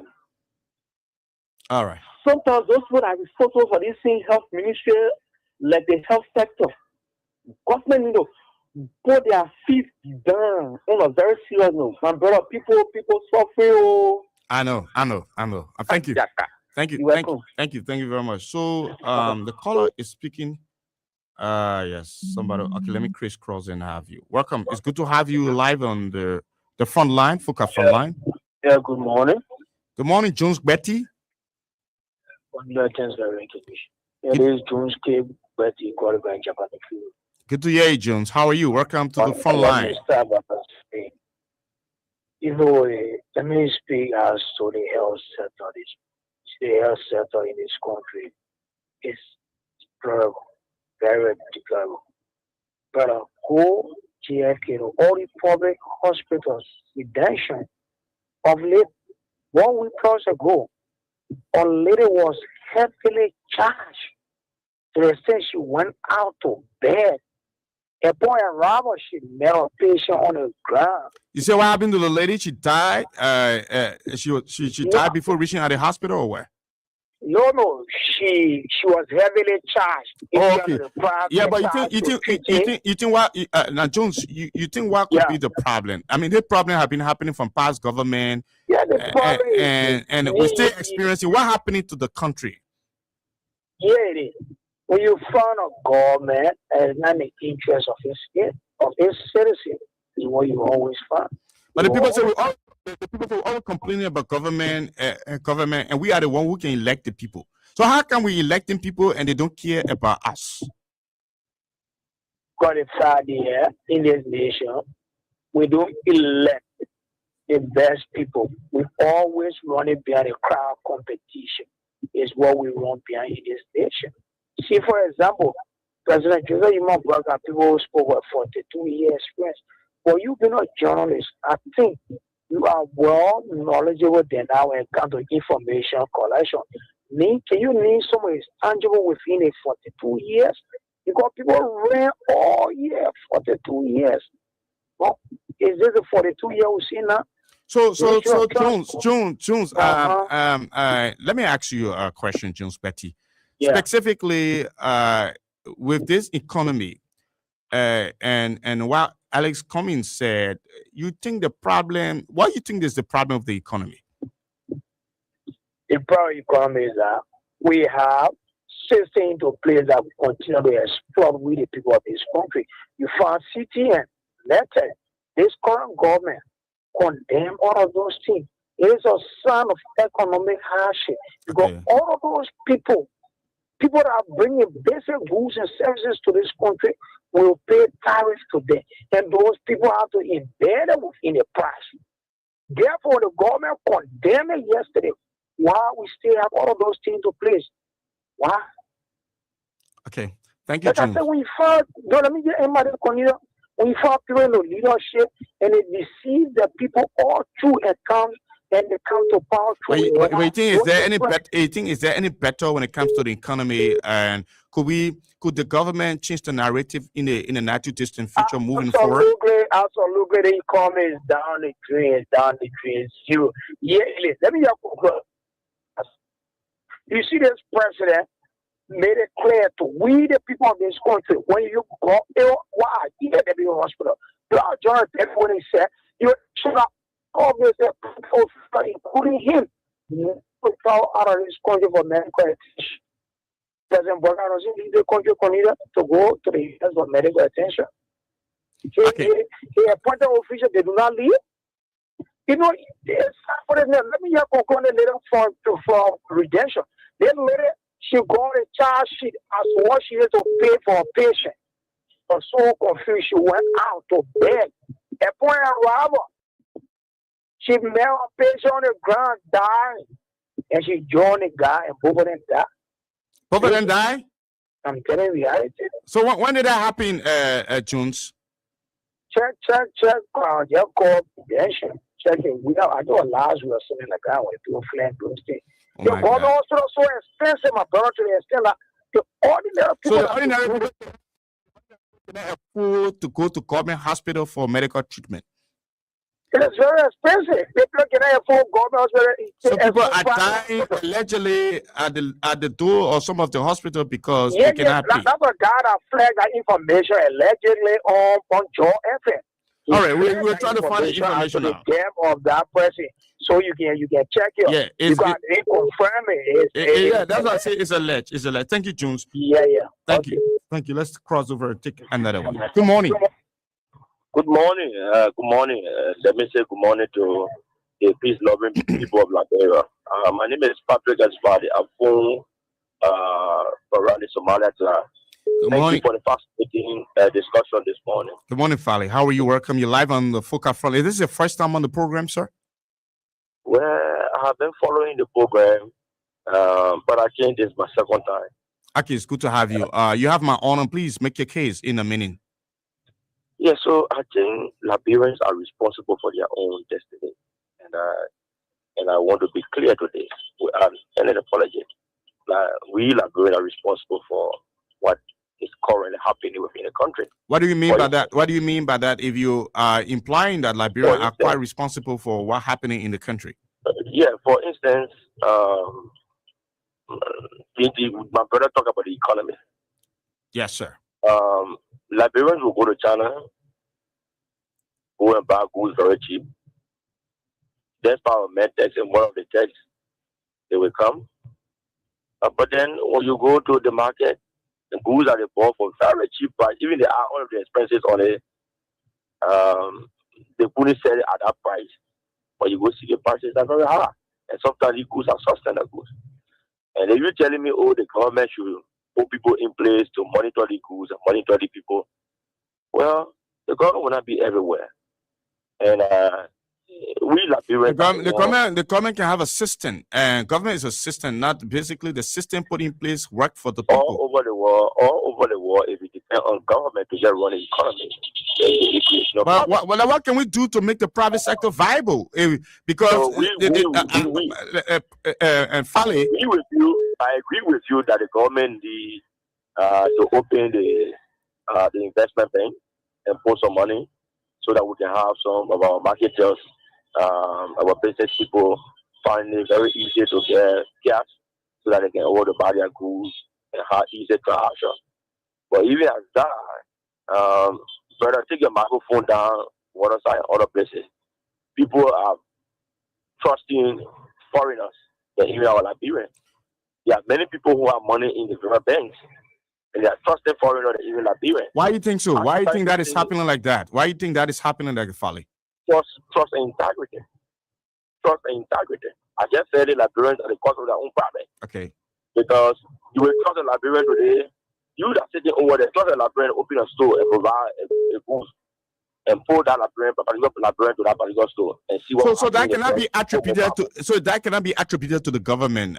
Is about individual problems. So we need to start changing our mentality and our ways that we approach it as Liberian, and then ask the government to provide the resources.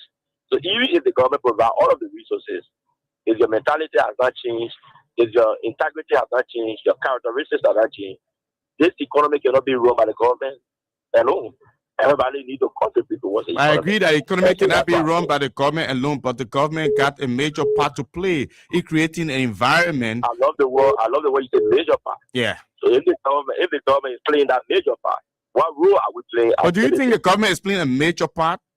Because the complaint now for other like Cummings said, the economy is so dismal and people are suffering as well. Where the Cummings take the analysis from? The day-to-day happening in the country, the state of affairs. I don't know where Cummings take his analysis from. So I've said that the government is the economy is performing dismally, and so until Cummings can bring statistics and let me know, and I don't want to comment on Cummings. But why is that? The state of the affair of the people. If you're not taking in the statistic, but just looking at what's happening around you as well. I think from my own analysis and just to be fair, I think things are improving gradually. Okay. To be frank. Okay. Right? Mm-hmm. We are not there yet. The government have not reached there yet. Although there are some negative factors that we see. Even in a marriage home, I know there will be some problems, there will be ups and downs, but I know that with the way the government is proceeding, this country by opening roads, farm to market roads, bringing in equipment, the government is building the foundation to improve the economy. There are a lot of goods, there are a lot of farmers, there are a lot of economic activities, because even if the roads are pliable and open, it lessens the burden in terms of transportation, because transportation are being added to the rural goods, increasing the price. Right Thank you, now, thank you, thank you, thank you, right now, Fali. just to close on this, right now Quickly. to close on this, in the middle, in the east of Eastern, rice used to be at 4,300, sometimes $5,000 dollars because of bad road condition. It's not the economy. So if the government is creating road condition, good road condition that will minimize the prices of goods and commodities, I think it's also contributing towards the economy. So that's why I'm saying we are not there yet, but we'll get there. That's what I'm trying to say. Thank you, Vali. Thank you very much, my dear brother. Thank you. Your point well respected. Let us cross over and good morning. All right, this person off the line. Okay, let me crisscross and have you. You live. Welcome. You live on Fuka Frontline. Good morning, my good friend and brother from the Focus Network. Good to hear you. Welcome. You live on the Fuka Frontline this morning. You like to state your name for the record. Where are you calling us from? Thank you. My name is Josiah F. Small, calling from around the ministerial complex, members of the United Party and Electoral Bureau. Good to have you, Josiah. How is the Unity Party Intellectual Bureau over there? By the grace of God, we are doing well. The Bureau is doing well with its members. We are there, and by the grace of God, we are working as a team. Okay, that's good. Okay. To checkmate our government when they do the wrong and to speak when they do the right. I mean, I love that from you. I mean, it sounds very intelligent of you. But let's talk about the state of economy. And as the National Congress political leader was on a local radio, and he spoke about how the economy in a very, very, dismal. Said the economy is very dismal. Is it a reality or what he said? What do you think about what he said? And do you have an objection to what he said as well? Thank you very much. That's a fine question. So I have a big objection to it. Let me say thank you. This is what makes us intellectual. We will not renege or will not see all is well. But when it comes to the state of the economics, this government has not reneged that they see there is no challenges when it comes to the economics. This government has admitted that. Oh, that's one good thing we know about this government. This government admit they're wrong. You were here, you followed the vice president when he told you, even the president told you, one of our greatest challenges in now as a government is job creation. They have set it out that number. And so it's more. It means that you concur with Alex Cummings because fundamentally he mentioned about job creation. It's part of the challenges. People are not working, so you don't have purchasing power to even pay your rent or buy food or send your kids to school. So it borders on the economy as well. All right, thank you, my brother. That doesn't mean government is not exerting efforts in terms of creating jobs for people or working to create an equal environment by our constitution and the Equality provides that the government should create an equal environment for all, not some. That doesn't mean people are not jumping. That doesn't mean people are not finding that their aim means. But because government cannot do all, this is what they are telling you, there's a challenge in that process. To what extent, I'm trying to interrupt you. Sorry for that, but I have to do that. To what extent can you brag about the government effort in creating jobs and improving the economy? What do you know? What is your statistic? What is your argument? The foundation of your argument, sir? Very good. The foundation of the argument is that number one. Let me just say this for you. Like when the president said, we have created 70,000 short-term and medium-term jobs, right? That was being a reality. Short-term meaning it can be 1 day, 2 days, 3 days. Medium-term can be 3 or 4, 5 or 6 months. But we misinterpreted because someone listening, but we can't hear. No. When you go to the youth export, that the program of that zone, you know that we have 1,000 career jobs across the country. That program was launched in Bon County, Imaru. That's what government is doing because it's challenging that are complaining that they don't have anything around many communities. People cannot pay hospital bill. People cannot pay their children's school fees. Many challenges. People cannot eat a day. How come you're saying that, sir? Oh, thank you. I will respond with questions. Do you rather believe what the word report come on the same library at the time? We live in less than $1 a day. Do you rather believe that it is $1 movement a day? In your belief, yes. You just said $1 movement a day. There are a lot of people. But then a lot of people live on less than $1 a day. Some people can't eat all day. I mean, it's possible. So do you believe that nobody can eat $1 a day? For you, you believe it, but for me, I don't believe it. If I'm speaking for you, they scratch out you using my phone.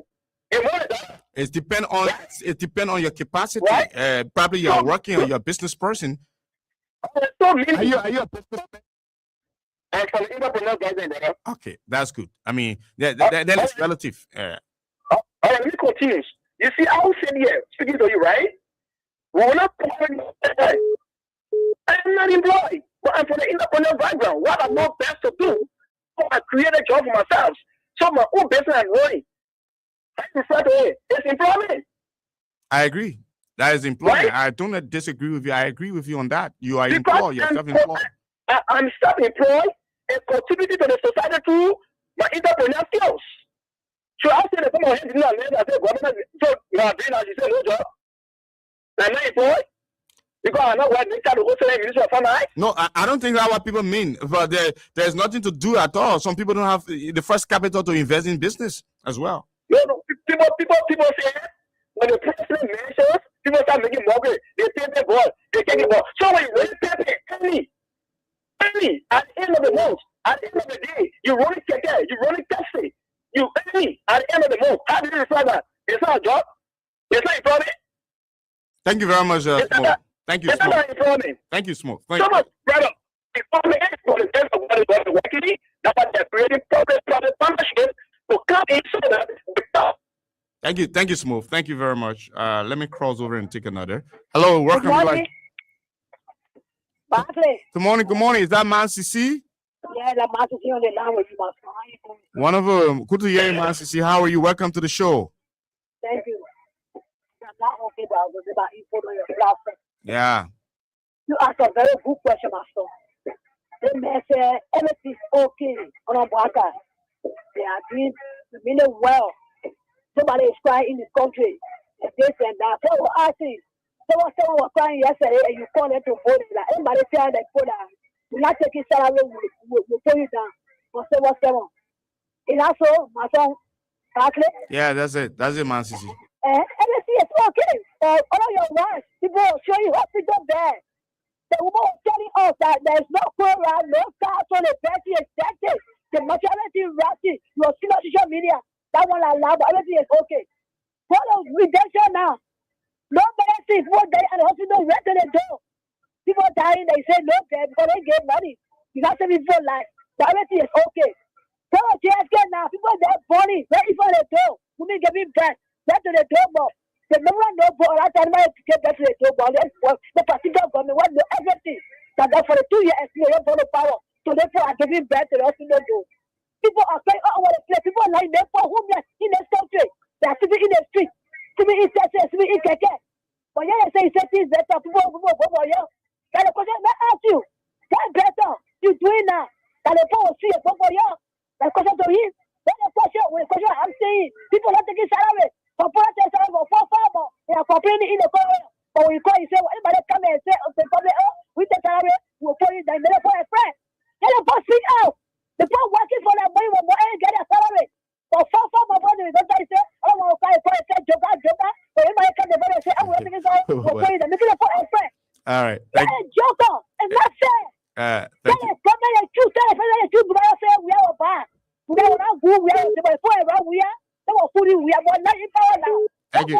Thank you, Man CC. Thank you. Thank you, Man CC.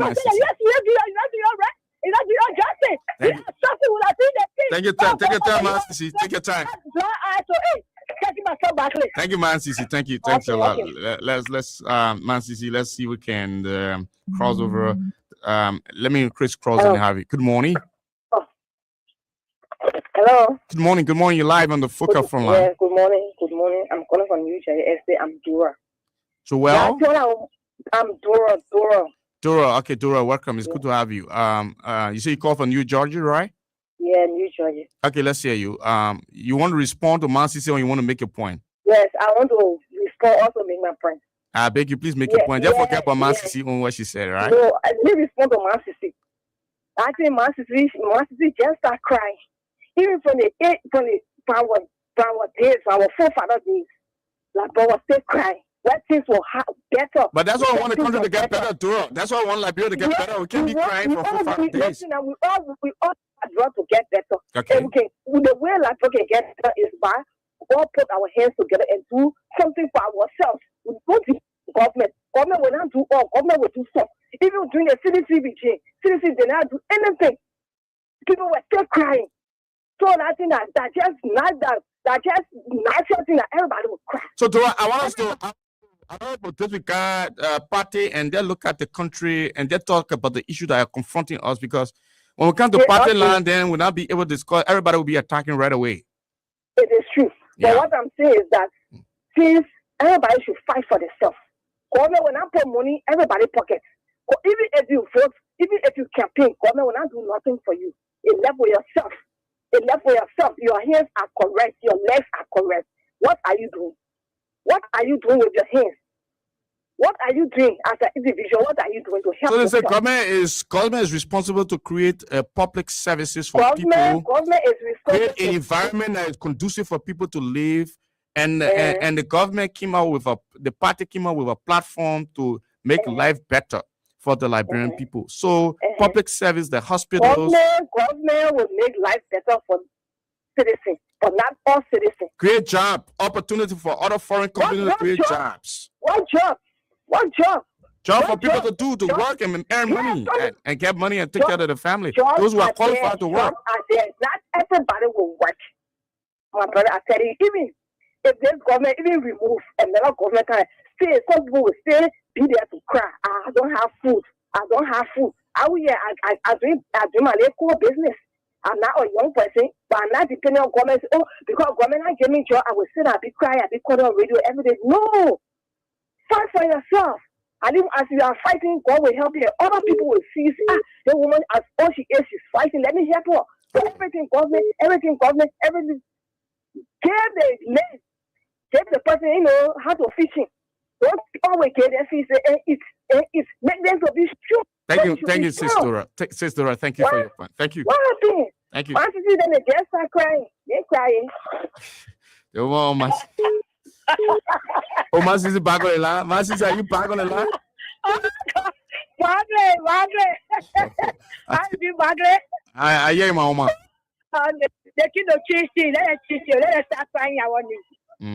The other government will not do it. I mean, joy of them will get job. I will go to good school. Now we're free school.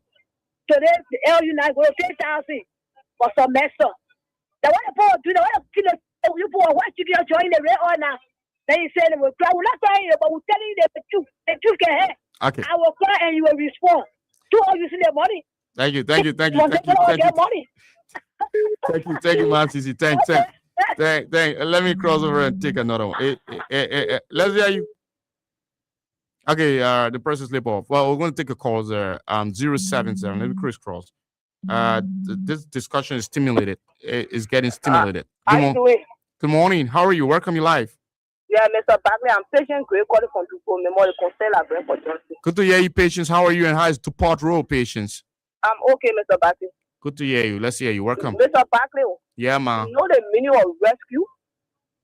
I'm sure you know the meaning. I know the meaning of that for the school. Rescue. Yeah.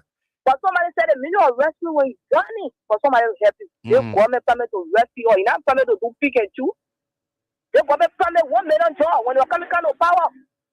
Or other power, they say when they come, they'll create $1 million. They say NGO will come and come.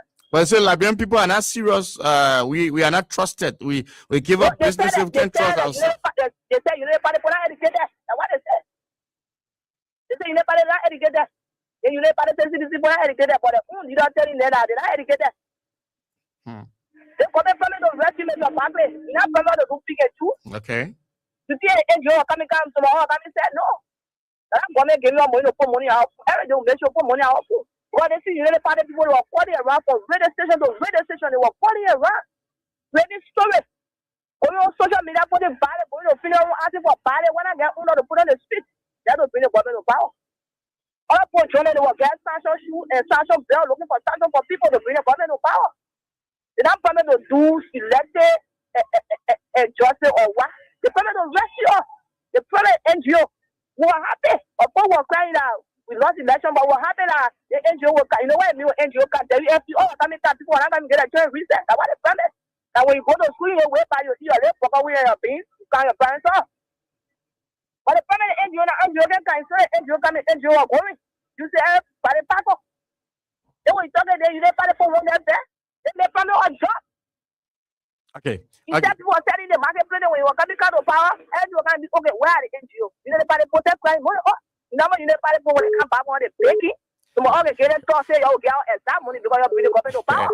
Oh, you did the party book, you can't beg, eh? When they come back, there's a back they be begging. I can tell them, no, that you're coming here, give me a zap. I hear for to the program, Thank you, patience. Thank you. Thanks a lot. You be begging, you know, community, you know, party for begging you. What will be coming to power, be begging. Thank you, patience. Thanks. Thank you for the opportunity. Thank you. Let me cross over and see if I can pick this person. You want to come and call? I will not pick up your call. I was again to her. You see the problem there? Mm-hmm. People just start crying. They cry. They cry. The same thing they are saying. Rescue. What matter they came on? What they say? What shall we say when you are coming? Yeah. Enjoy.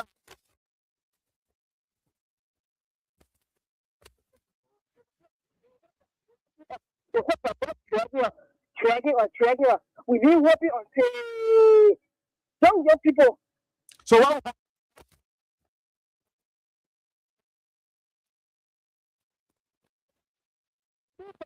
I will not laugh at me. Definitely, I'm really happy. I can always give God the glory is because why? I cannot pay 25,000 to go with a G or 30,000 to go with a G. Okay. Right now, we're going to go with a G. The roads are cool. The roads are cool there. I mean, you spend less money right now to go to your county. How do you go?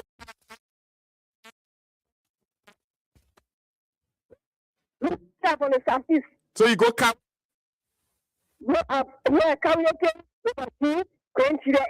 Okay. Can you imagine? All right. When you get not I say NCA. But then show we are so we carry our market that we miss that 3 months we need a market on the road. And we can motor by and go. The time listen I just say that we're fighting. Ever sticking all home quick. And not easy. It's not easy. Anyway, thank you, man. Yeah. Thank you. The ladies are battling, and there's a back to forth with the issues that matters to the country. And we were just talking about the perspective of the area. Let me cross over again and see if I can invite you. Good morning. Good morning, Bagay. Good morning. Welcome. You live on Frontline. How are you? And just state your name for the record. Here's Romeo. We are one more calling on the municipal board of Kutan.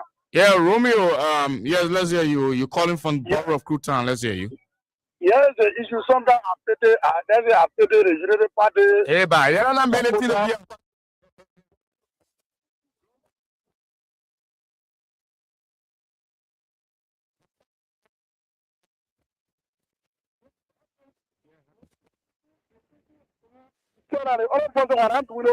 You come and start shifting pretty. Why you need to do that is to rescue the people. Who's shifting plane? You said that the past government will not do the robot thing, we agree. Yeah. Then out of power. Now you are in a driving seat. Start shoving bring on the past government. What you do to it? I even sometimes for myself and say, oh, people don't want to do anything they want to. Yeah, the issue. You may have the opportunity to sell. But once we are saying our government should provide the avenue, that is a government. Is government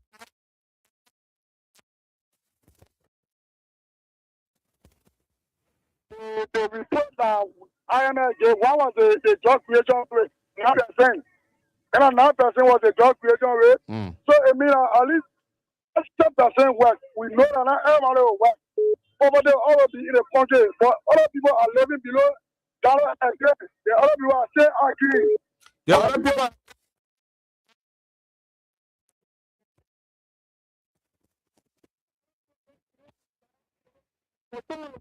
You shouldn't be doubting it.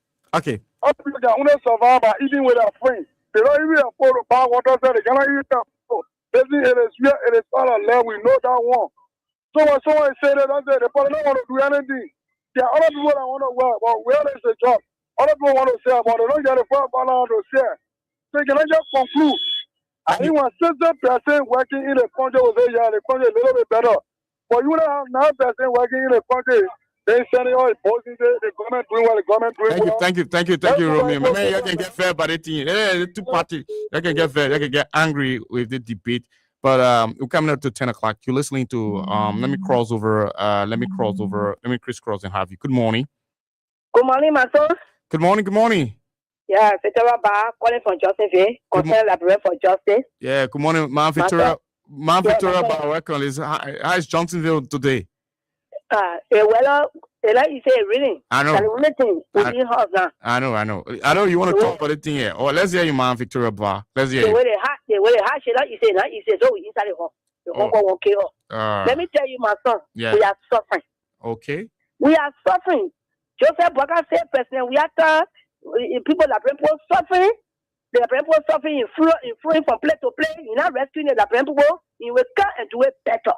You will come and you will come, investor will come. We will work. Our children will work and bring food for all. We are suffering. Me tell you, even for you to grant you to my home. My left brother come and said, "Get what yesterday." He said on the road. How much from what part of Grange is it coming from? I'm from the capital city. So Zredru? From Zredru. Yeah. Like capital city, I play ball coming from. They ball coming said, "Get what yesterday." The car is Brigitte, where you stand.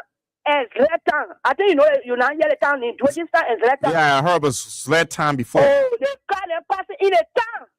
The road. I thought the road is better now than the road. That's why I tell you that my left brother coming when you reach. I will call you on the radio here. So you can talk. The message they was the mechanic on the road. The message is really. Let me tell you, I know I really more than say really. The one I lie, they all make us see. Oh no, Mama. Thank you. No, Vic. Is sorry for that.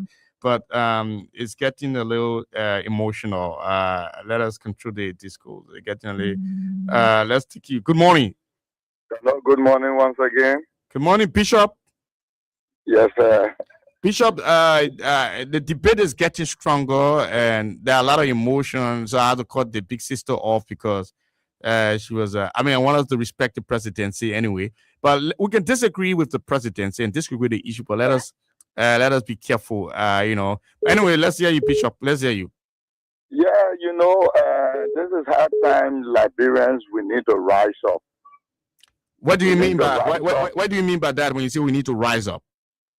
We need to rise up from the analogy that when someone push you and you fall, the person have every right to say sorry. But if you don't wake up from where you fall, then you have the whole world to blame on yourself. So how are we rising up? Rising up spiritually, mentally, and financially. We don't have the capacity. We don't have the capacity financially. So how do we? We have the mental capacity to create the financial means. Now, when we start thinking as Liberians that this is the time we should get in businesses, we should get in entrepreneurship, we should start thinking on the mentality of what can we offer to our nation called Liberia. The agriculture sector, you look behind your backyard there, you see the place is bushy, you can brush it off, put cassava stakes there, and you can feed yourself for even a time. Liberians lack trust. The reason you see they are crying for more jobs, some of us through the fear of God have bought bags, keke for Liberian children, and they will go back and they will bring you stories, the keke lost and the bag lost. How can you trust them? So are we Bishop, are we attributing everything to the lack of trust, that we are not trusted and we are the author of our own misfortune right now? What's happening? Trust is one of it, and complacency is another one. Liberians, we feel too lazy. We are too complacent of where we are. Okay. We think we should only get the government job. No, but even in the private.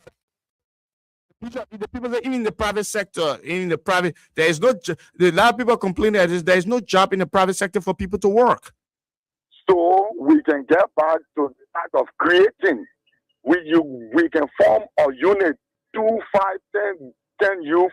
We get together. We take one community farmland. We go to the government to give us seedlings, and we get back to agriculture.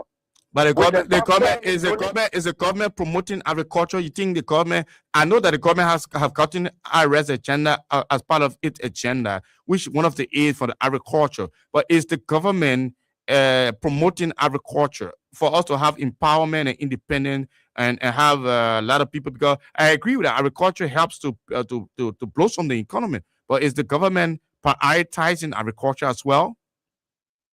If the government is not looking there, you have to make the government to look there. But the government got to start the process. The government is supposed to lead the way for the people. Mr. Barclay, this is where we are getting it wrong, and we keep blaming the blame game, blaming it to CDC, blaming it to Unity Party. Now, you wake up in your house and you put it in the gutter. You throw it behind your house. When the rain and the drain is flooding, then you blame it on government. So we need to change the mentality. Okay, Bishop. Thank you very much. Thank you, Bishop. Thank you very much, sir. All right. Yes, sir. Thank you, sir. He said we need to change the mentality, and we can shift the blame on government. All right. So we got a little more time. Let's see if we can take a few more calls, and at 10 o'clock we cease the calls, and then we talk some other issues. But if you're just joining us, you are listening or watching Frontline. Let me crisscross again and have you. Hello. Good morning, Mr. Cooper. How are you? It's good to have you. Yeah, I'm fine. Sorry, I did not be in the show, but I think I listened to the latter part of the show. It's centered around job.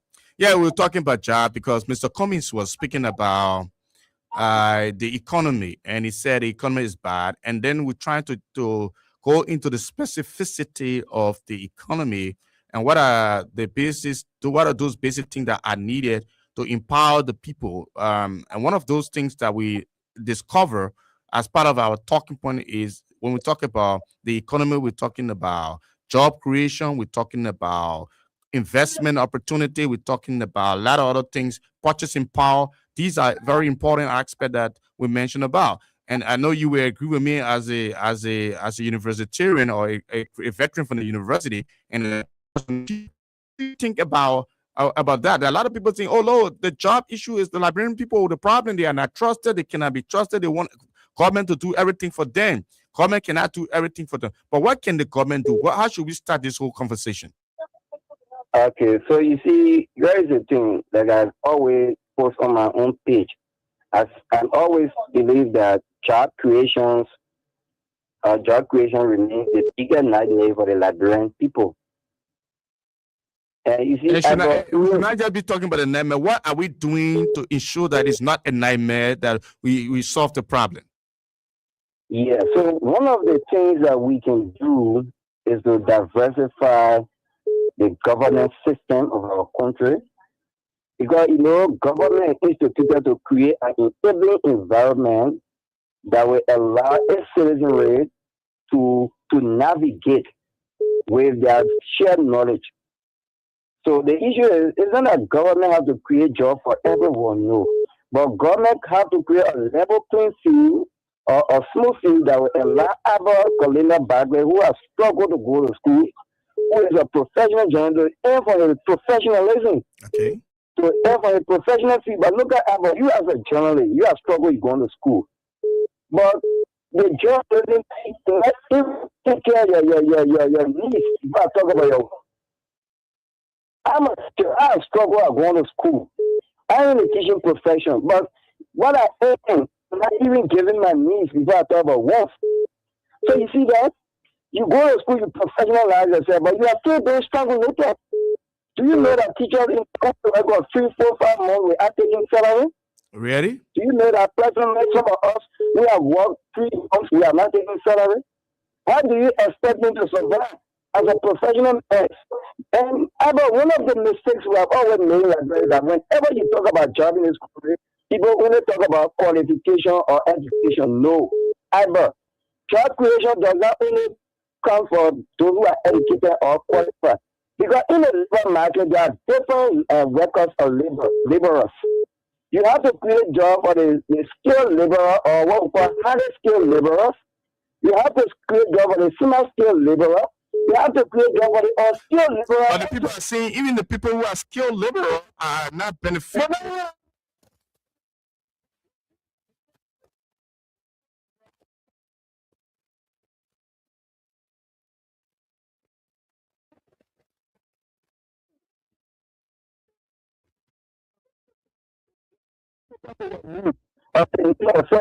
I'm a professional teacher. I'm a skilled laborer. But what I do, I don't take care of my needs. No. I mean, imagine a life in my own field because that's why you're working again with this. So it means that your effort in studying and becoming a teacher, you don't accrue dividend from it as a professional educator. Do you know that now? You know that because of this, many Liberians are just selling. Do you know that there are more selling in the country? Even now, the market pressure is in here.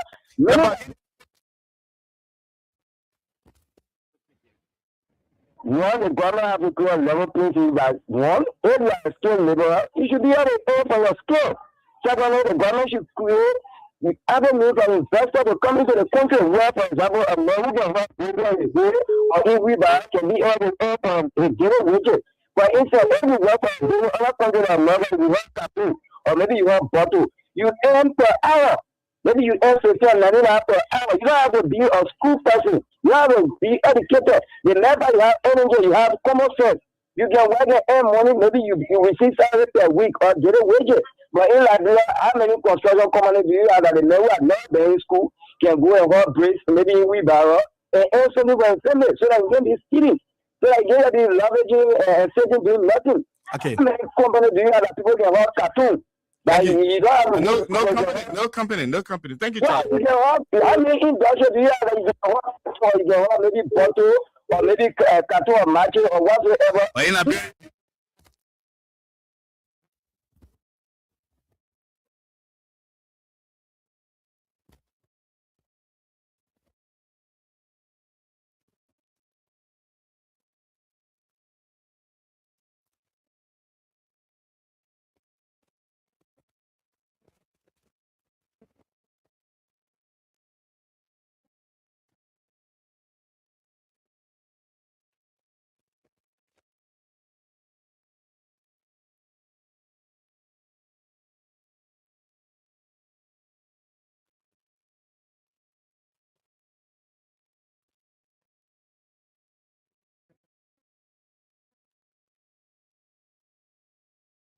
Charles Cooper from Dupont Road. Let's crisscross and invite you. Welcome you live.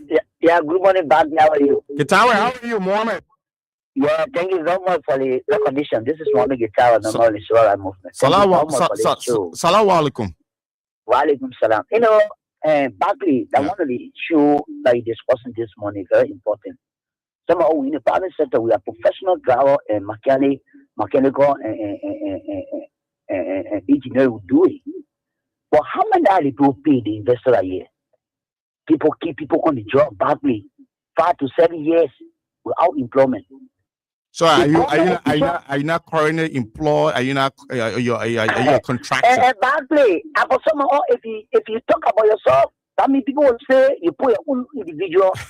We all in okay.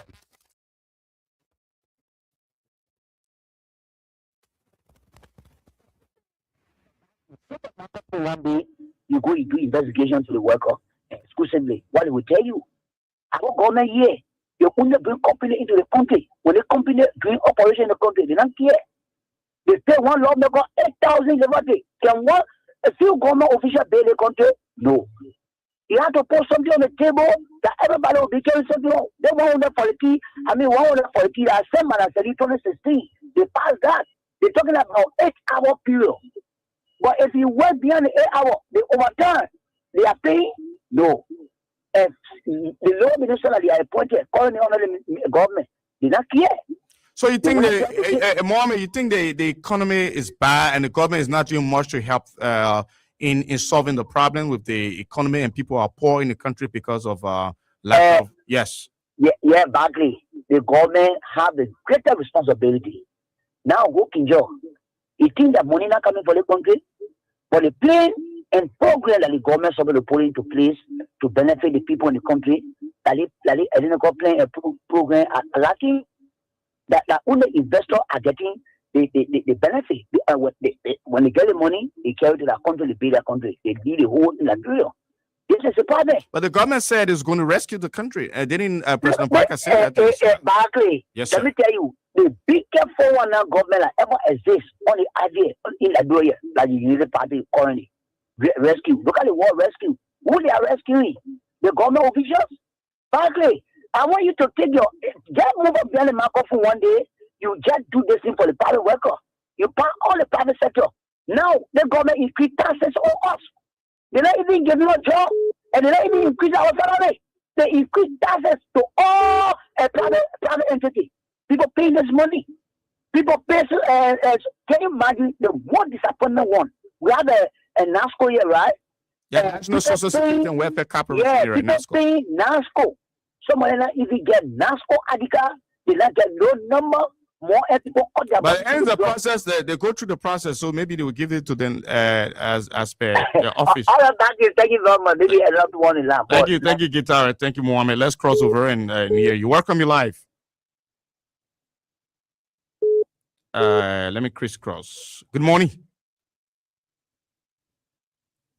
Good morning. Hello. Oh, operation failed. There are a lot of people on the line right now. Let me see. Hello. Hello. Good morning. Morning, Baghdad. Good to hear you. How are you? Yeah, I'm pretty well. I'm from New Jersey. Yeah, you sound great this morning.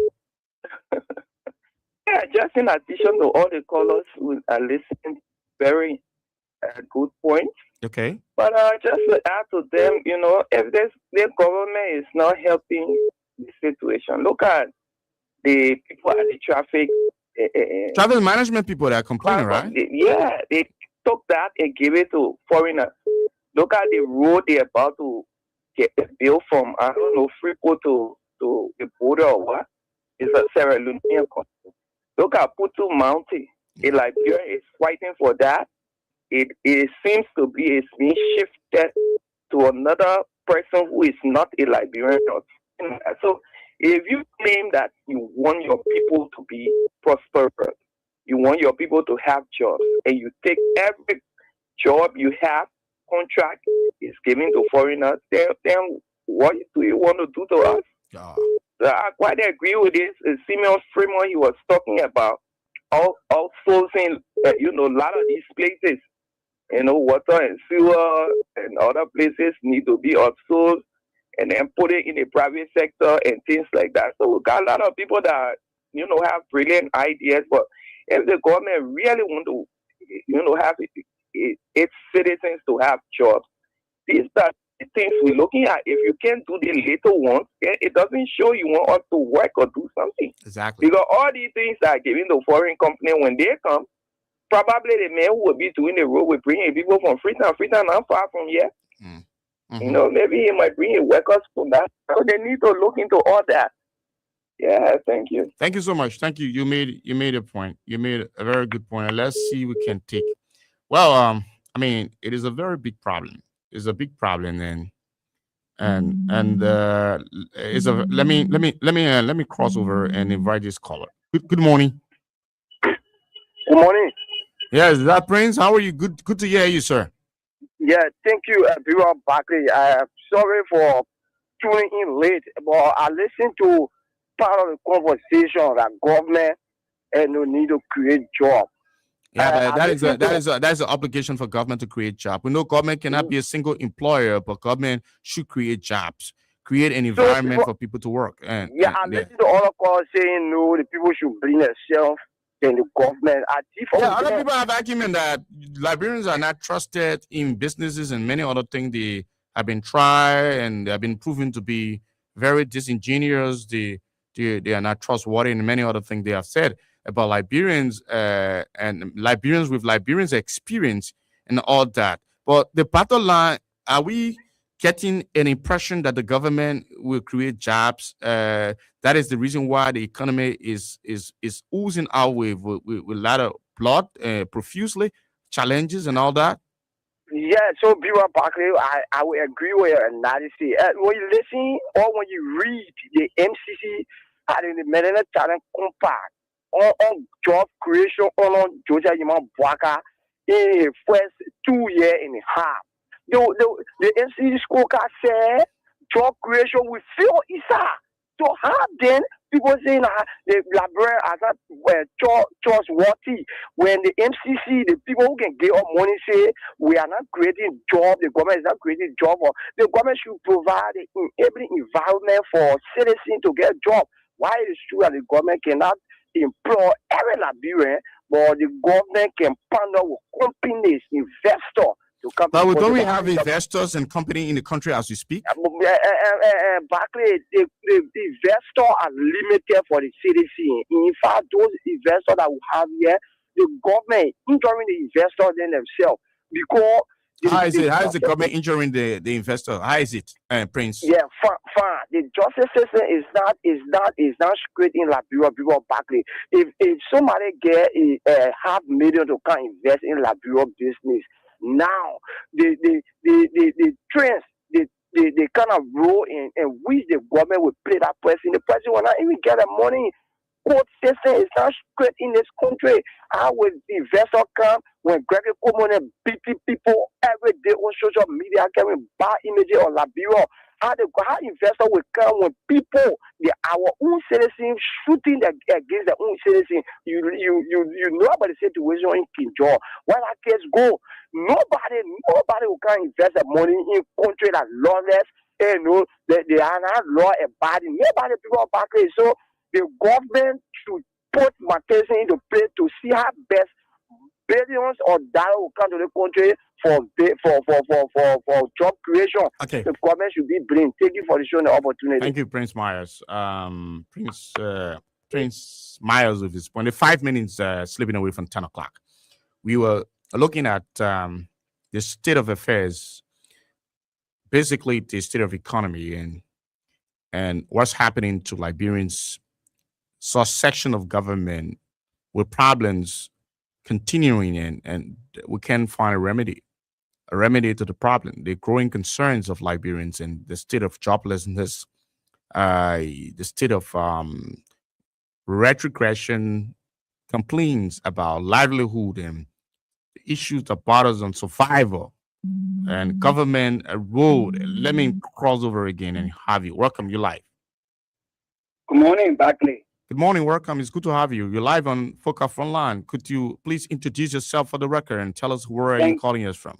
Thank you. Well, for the public, my name is Prince Nascimento Guato, a member of the rescue unit in the Ledger Bureau, and I phoned this morning from my Dagestan digital marketing resident. And thank you so kindly this morning for the show as well. Yeah, it's good to have you, Prince Guato. Thank you, and how are you? And we are around. All right, this is wonderful. Thank God for the gift of life. That's wonderful. Let's hear you make a case. Thank you. I get to the issue, and I later joined the conversation, but I just listen to your live analysis, and okay. I don't want to wait in my late talk. You're welcome. Thank you. Back there, you see, one of the major problems confronting with Liberians, it is not. There's no job, no job opportunity. But nowadays, a young man will graduate. After you graduate, you see yourself, you want to get married soon. And for example, you want to go, so next time riding motorbike, right away, you want to get married. So the opportunity is there. But the manpower, the opportunity is there. Contour, let me please allow me. Please allow me to punctuate you. I know you have a chance. I give you the chance to speak much more. The opportunity is there, according to Mr. Prince Contour. The opportunity is there. You said people are trying to make themselves responsible way ahead of time. They are not prepared for. That's what you mean. Absolutely. Yeah, but what are the opportunities you're speaking of? I mean, people are not seeing the government should entirely bring job for everybody in the country.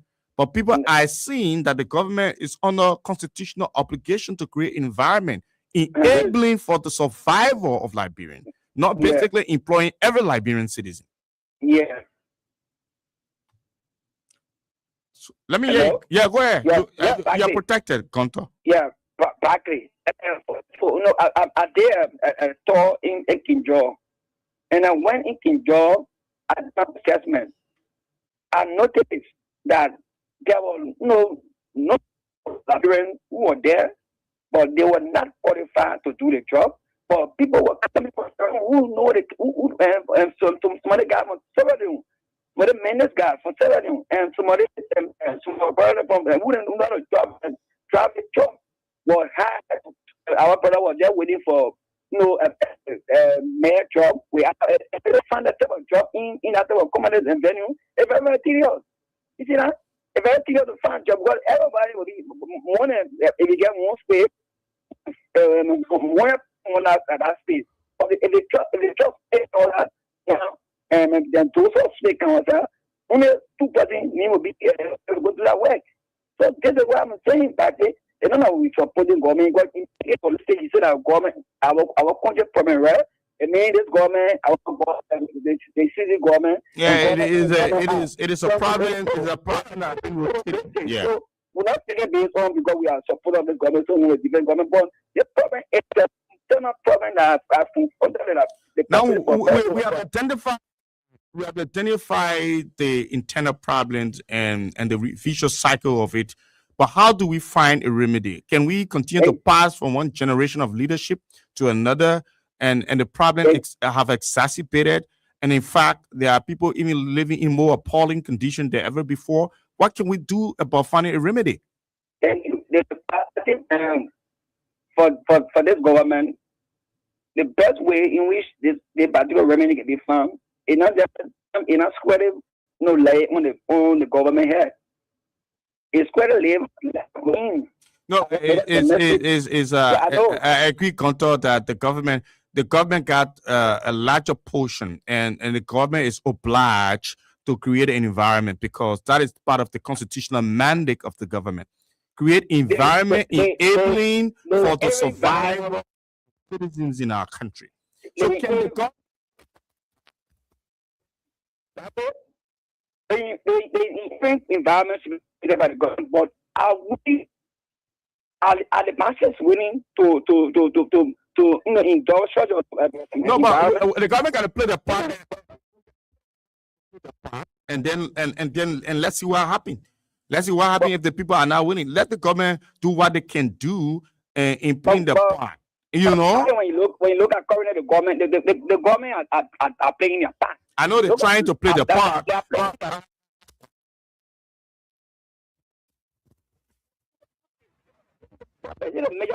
We can't be seeing people are not prepared. It's looking for those are flimsy justification. Create environment, let the people justify their survival. Create an opportunity, let people work. Let companies say, oh, these group of people were not prepared to work in XYZ. But we can't be speaking for the people who say, oh, we just speaking small about people. Oh, the people are not prepared. Contour. That is so flimsy in terms of justification. I know that, but what I'm saying is because it's very simple. I just made reference on a bureau. So even the government bring more than 5 or 10 commanders within a bureau, are we prepared to undertake all of them? You mean we are not prepared, Contour? You are not prepared? Are you not prepared as well to work? I'm speaking on the majority. Okay. Yeah, but I'm on the majority. Okay. Thank you, Contour. Thank you. That is the problem. This is the problem. The only way it can be solved in telling we, the masses, our parents, and we ourselves be willing to learn. If you know your big job, and you'll not be qualified to do that job, and you'll be a bad boy. But the complaint is that even the people who got the credential are complaining about jobs. So that is a twist to that. Hello, let's hear you. Good morning. Salam alaikum. My man, I'm waiting for my car. No salam alaikum in morning. I'm waiting for my car. You can't bring my car. I got issue with you. Ayiba, Isoma. Ayiba, Isoma. Come and say Isoma. Well, let's hear you. Let's hear you. He's a brother. He's supposed to be what I'm a Man, I finished speaking my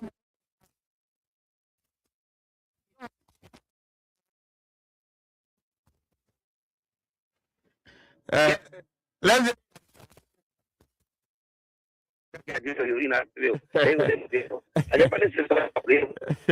my friend. Let one of our agent, I don't know why you was on that out in Nigeria.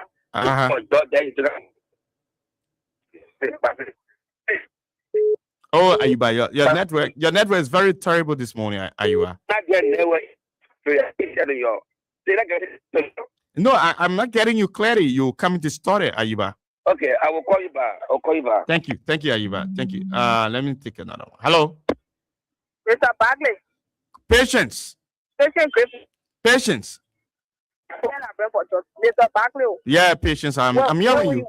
When we used to tell the people that come again to provide job for everybody, used to say that now they will bring the experience to provide job for people. Oh, really? When the poor running and tell me, then I tell the person you should prepare. So how many people in the party are educated? Then I say get a job, they pass around taking people. If I never taking the promise, they promise whether you can see, but you will get a job. That's what they promise. That's what they 1 million job are there for. But the poor are seeing it. The next day, to tell the poor they're not educated. You know how many educated people for the people here? The other the mention must be educated for you for me. But the one that laugh with the beginning, everybody can get join the government and say that laugh. I want to see someone always said it when you don't comment. Okay. But the people that they high expectation that when the government come to power, they go back job. So they that the job and they say they put on prepare. Why you got to put on prepare? Sleeping job have preparation. But the men will go into people and sleep, they get preparation. And the men will go to make sure and see they get preparation. They go to school for sleeping. They get sweeping 202 in Europe.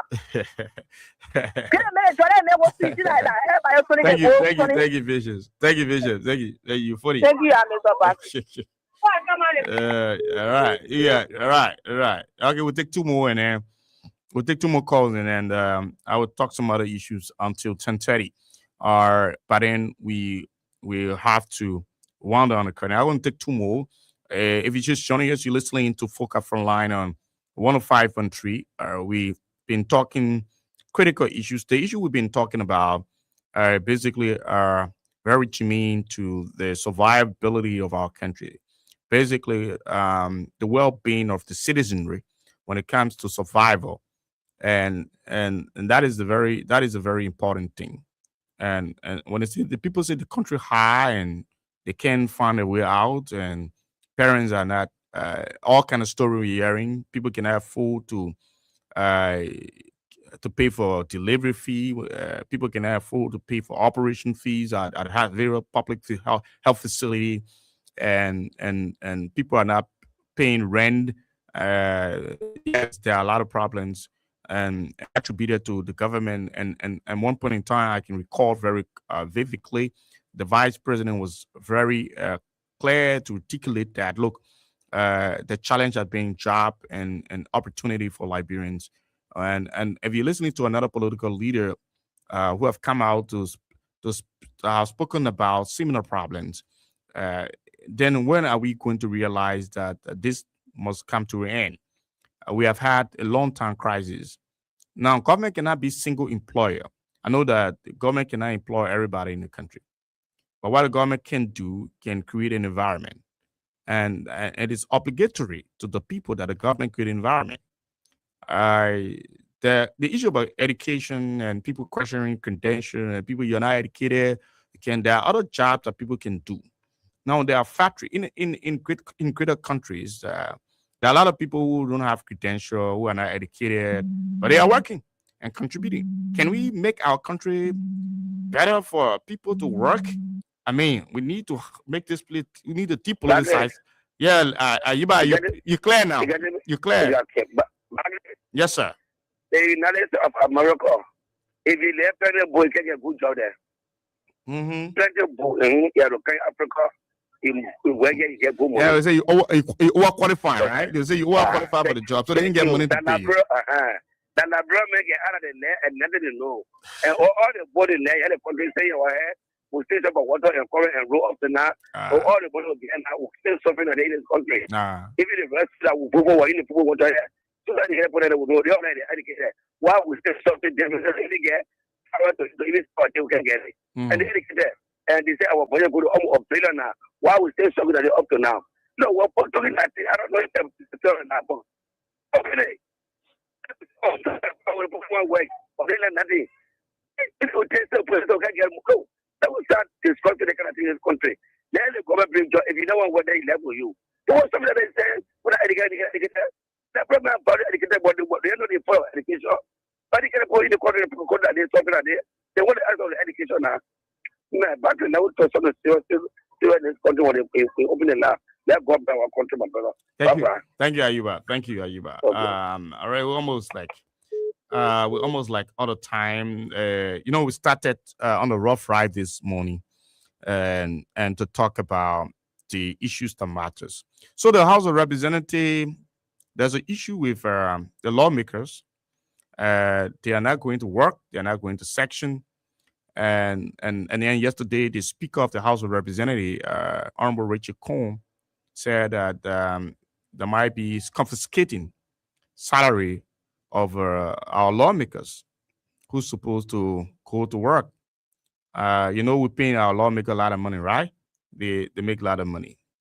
So the Speaker of the House, I don't know, but Liberian problem, public service is just bad in our country. With the fact of the matter that we might be having problem with the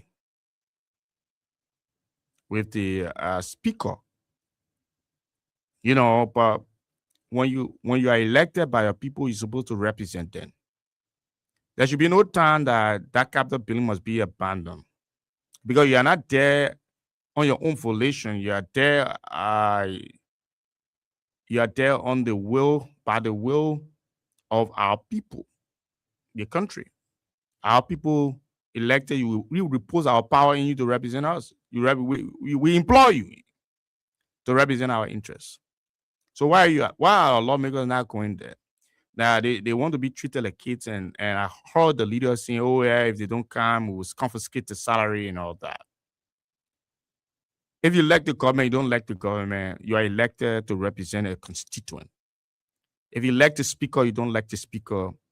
You're sat down there, and he became the speaker.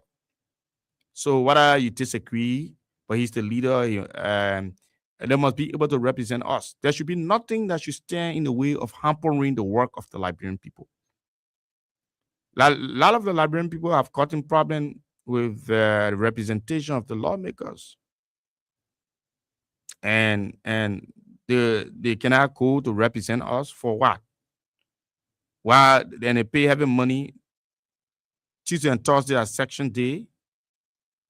The other days are committees days. Why they can go and seek our interest? There are a lot of challenges right now. If you do a assessment of what's happening in different electoral locale, you tend to realize there are challenges when it comes to the cardinal responsibility of the lawmakers in championing the cause of the electorates or the constituents. I'm not going to get angry with Richard Cohen. When people are elected and you choose to do a specific responsibility, you must be responsible to go and honor that responsibility as being responsible to your duty. As a matter of fact, it's not a free service. As a matter of fact, you have been given accorded due courtesy and you have given all the immunity. You benefit a lot. So why are you not representing? Why the guys are not going there? And your leader will be talking about confiscating your salary and penalizing people because they refuse to come to work. I have to say, you guys, some kids growing up and they don't want to do the responsibility. I don't know how come we reach a point in our country like national service is not of priority to us. The interests of the people we represent have not been a priority to us. It is. I mean, I don't support anything that is irresponsible that undermine the growth of the nation, especially our interests, the interests of the country. There are too many things that are happening that will require full representation of our lawmakers to represent the interests of the Liberian people, their respective constituents, fully to the letter.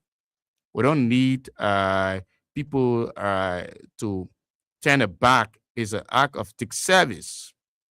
It's an act of disservice to the people of our country. And I want to Liberian people to know that going to 2029, when we go to election, these are some of the great things that we're going to take into consideration. How God going to give us life, and if we got as soon as we arrive at 2029 to make a decision for the betterment, that's how people will be making careful decisions when it comes to the essence of leadership in the country. We got to be very, very concerned about that. It got to be a concerning thing about our country. Let's see if we can take the last batch of calls. It's almost like out of time. If you just joining us, you are watching Foca Frontline on Foca FM 105.3, the modern encyclopedia of professional broadcasting in Liberia. And this is the bastion of truth. And you can call in. We have a little more time to be in your company. You can call on this number 0770131318 is the number. Let me cross over quickly and invite you. Good morning. Mr. Barkley, I'm patient Greg. Yeah, patience great. Yes, madam. Mr. Barkley, Yeah, madam. why I'm very happy you love me what I'm for Richard. Why? We're supposed to be asking then. Or also be And you asking were why. here, they said that Richard was wanted yesterday, they were speaking the more we are together, then why yesterday they were not together?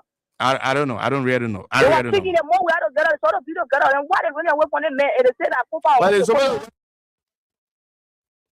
then us. They said that Copa was in the country hospital, giving power to Richard Food, what's the honor of the Gabo, Richard Food, they enjoy the coming of Richard. Why they running away from Richard Food? You better go to our pro, where? You better go to the country. You don't go to the country hospital yet. We need food. We need electricity. there are a lot of things. A lot of things they need to go and speak don't go to the point and where represent you're our. for Richard Food. Now they made y'all one day, the one that they started around LJ. They think happy. Mr. Barkley, I was feature for Captain Benny again. You know they put what they remove somebody Captain Benny got to win without one I want you again. Yeah. Thank you very much, Patience Great. Patience, thank you so much. All right, Mr. Barkley. Thank you. All right, Patience Great. Let's take we have limited time. We don't have luxury of time. We've been speaking 3 hours and more. Let me cross over and see if I can hear you. Good morning. Yeah, hello. Yes, Mr. Cooper, Charles Cooper, Duport Road. Yeah, so Article 33 of our Constitution is clear, and so it's that the majority of the House members can meet day by day and compare the other guys to come to work, and so. Exactly. But on the ruling of the Supreme Court in the Fanatic Kofa case, if the Supreme Court said there is no law that can compare those that are absent to come to work, so, but now about every guy will not play games with us. Why haven't they proper law to come to work? Why do they want to cover that law? Yeah. You are the politician you can compare, but there is no way you can compare for law. I don't know why we get this to call people sorry. Is that the resources and he's the leader? I don't know, but I don't know what the law.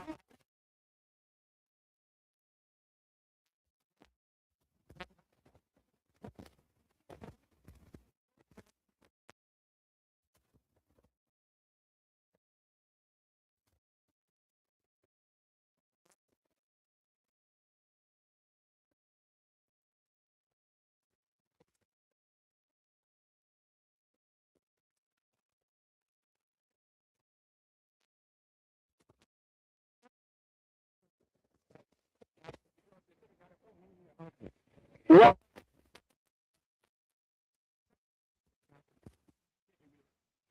Why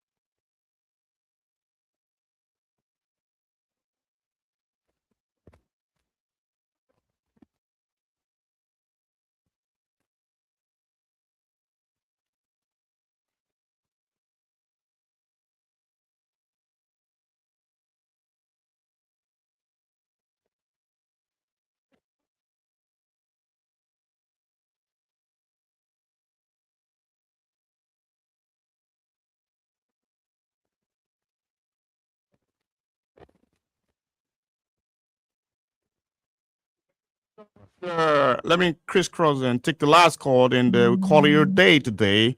Good morning. Good morning. Yeah, could you step away or lower the volume, sir? Good morning. Good morning. You're live on Foca Frontline. You are the fortunate last caller. What is your name and where are you calling us from? Okay. I'm OBG Jiko. I call you from Baye community. Good to hear you. Concisely make your point, sir. Okay. I want to listen clearly that the lawmaker have three cardinal responsibilities, right? Says the lawmaking, oversight, and representation, and that day. So if they're not being in office, it means that they are representing everyone, but they are not duty that they are doing right now, which is the oversight. I speak with you or one of the lawmakers is on his oversight duty right now on a district tour, and he have some project that he undertaking. You know, go and see that. I mean, the leader are the leaders in the house is not cognizant of is not only their presence in section, but they can make representation on tour, and it's part of the responsibility as well. Yeah. So when those before they leave the governor or oversight duty, I think there should be someone that would leave in our office to run a day-to-day activity. No, but that's supposed to be established. The house, I think they got a rules, and the people should understand that you can represent. Yeah, of course, you go to a capital building, but then also you have issue with your people in the district or in the counties to meet your constituents. So I don't know what this is, but yeah, and that is it. I prefer that the law should pay attention to the people they represent and their pay attention because the people they represent disappointed they may not re-elect you. So once the people have problem, you should visit them constantly. That you should settle your dispute before the time reaches. Riches don't want to control these people. They are all colleagues. Yeah, he's first more equal. Anyway, but that's how it seems to be like. Anyway, thank you so much for making your contribution, sir. Thank you. Okay. All right. We gotta call you a day. I pray tomorrow that we don't have a rough route in kicking off the show. Sometimes it can weaken my capacity further. But thanks to you for your listening role, all of you who contributed on the program Foca Frontline today. Tomorrow is Thursday.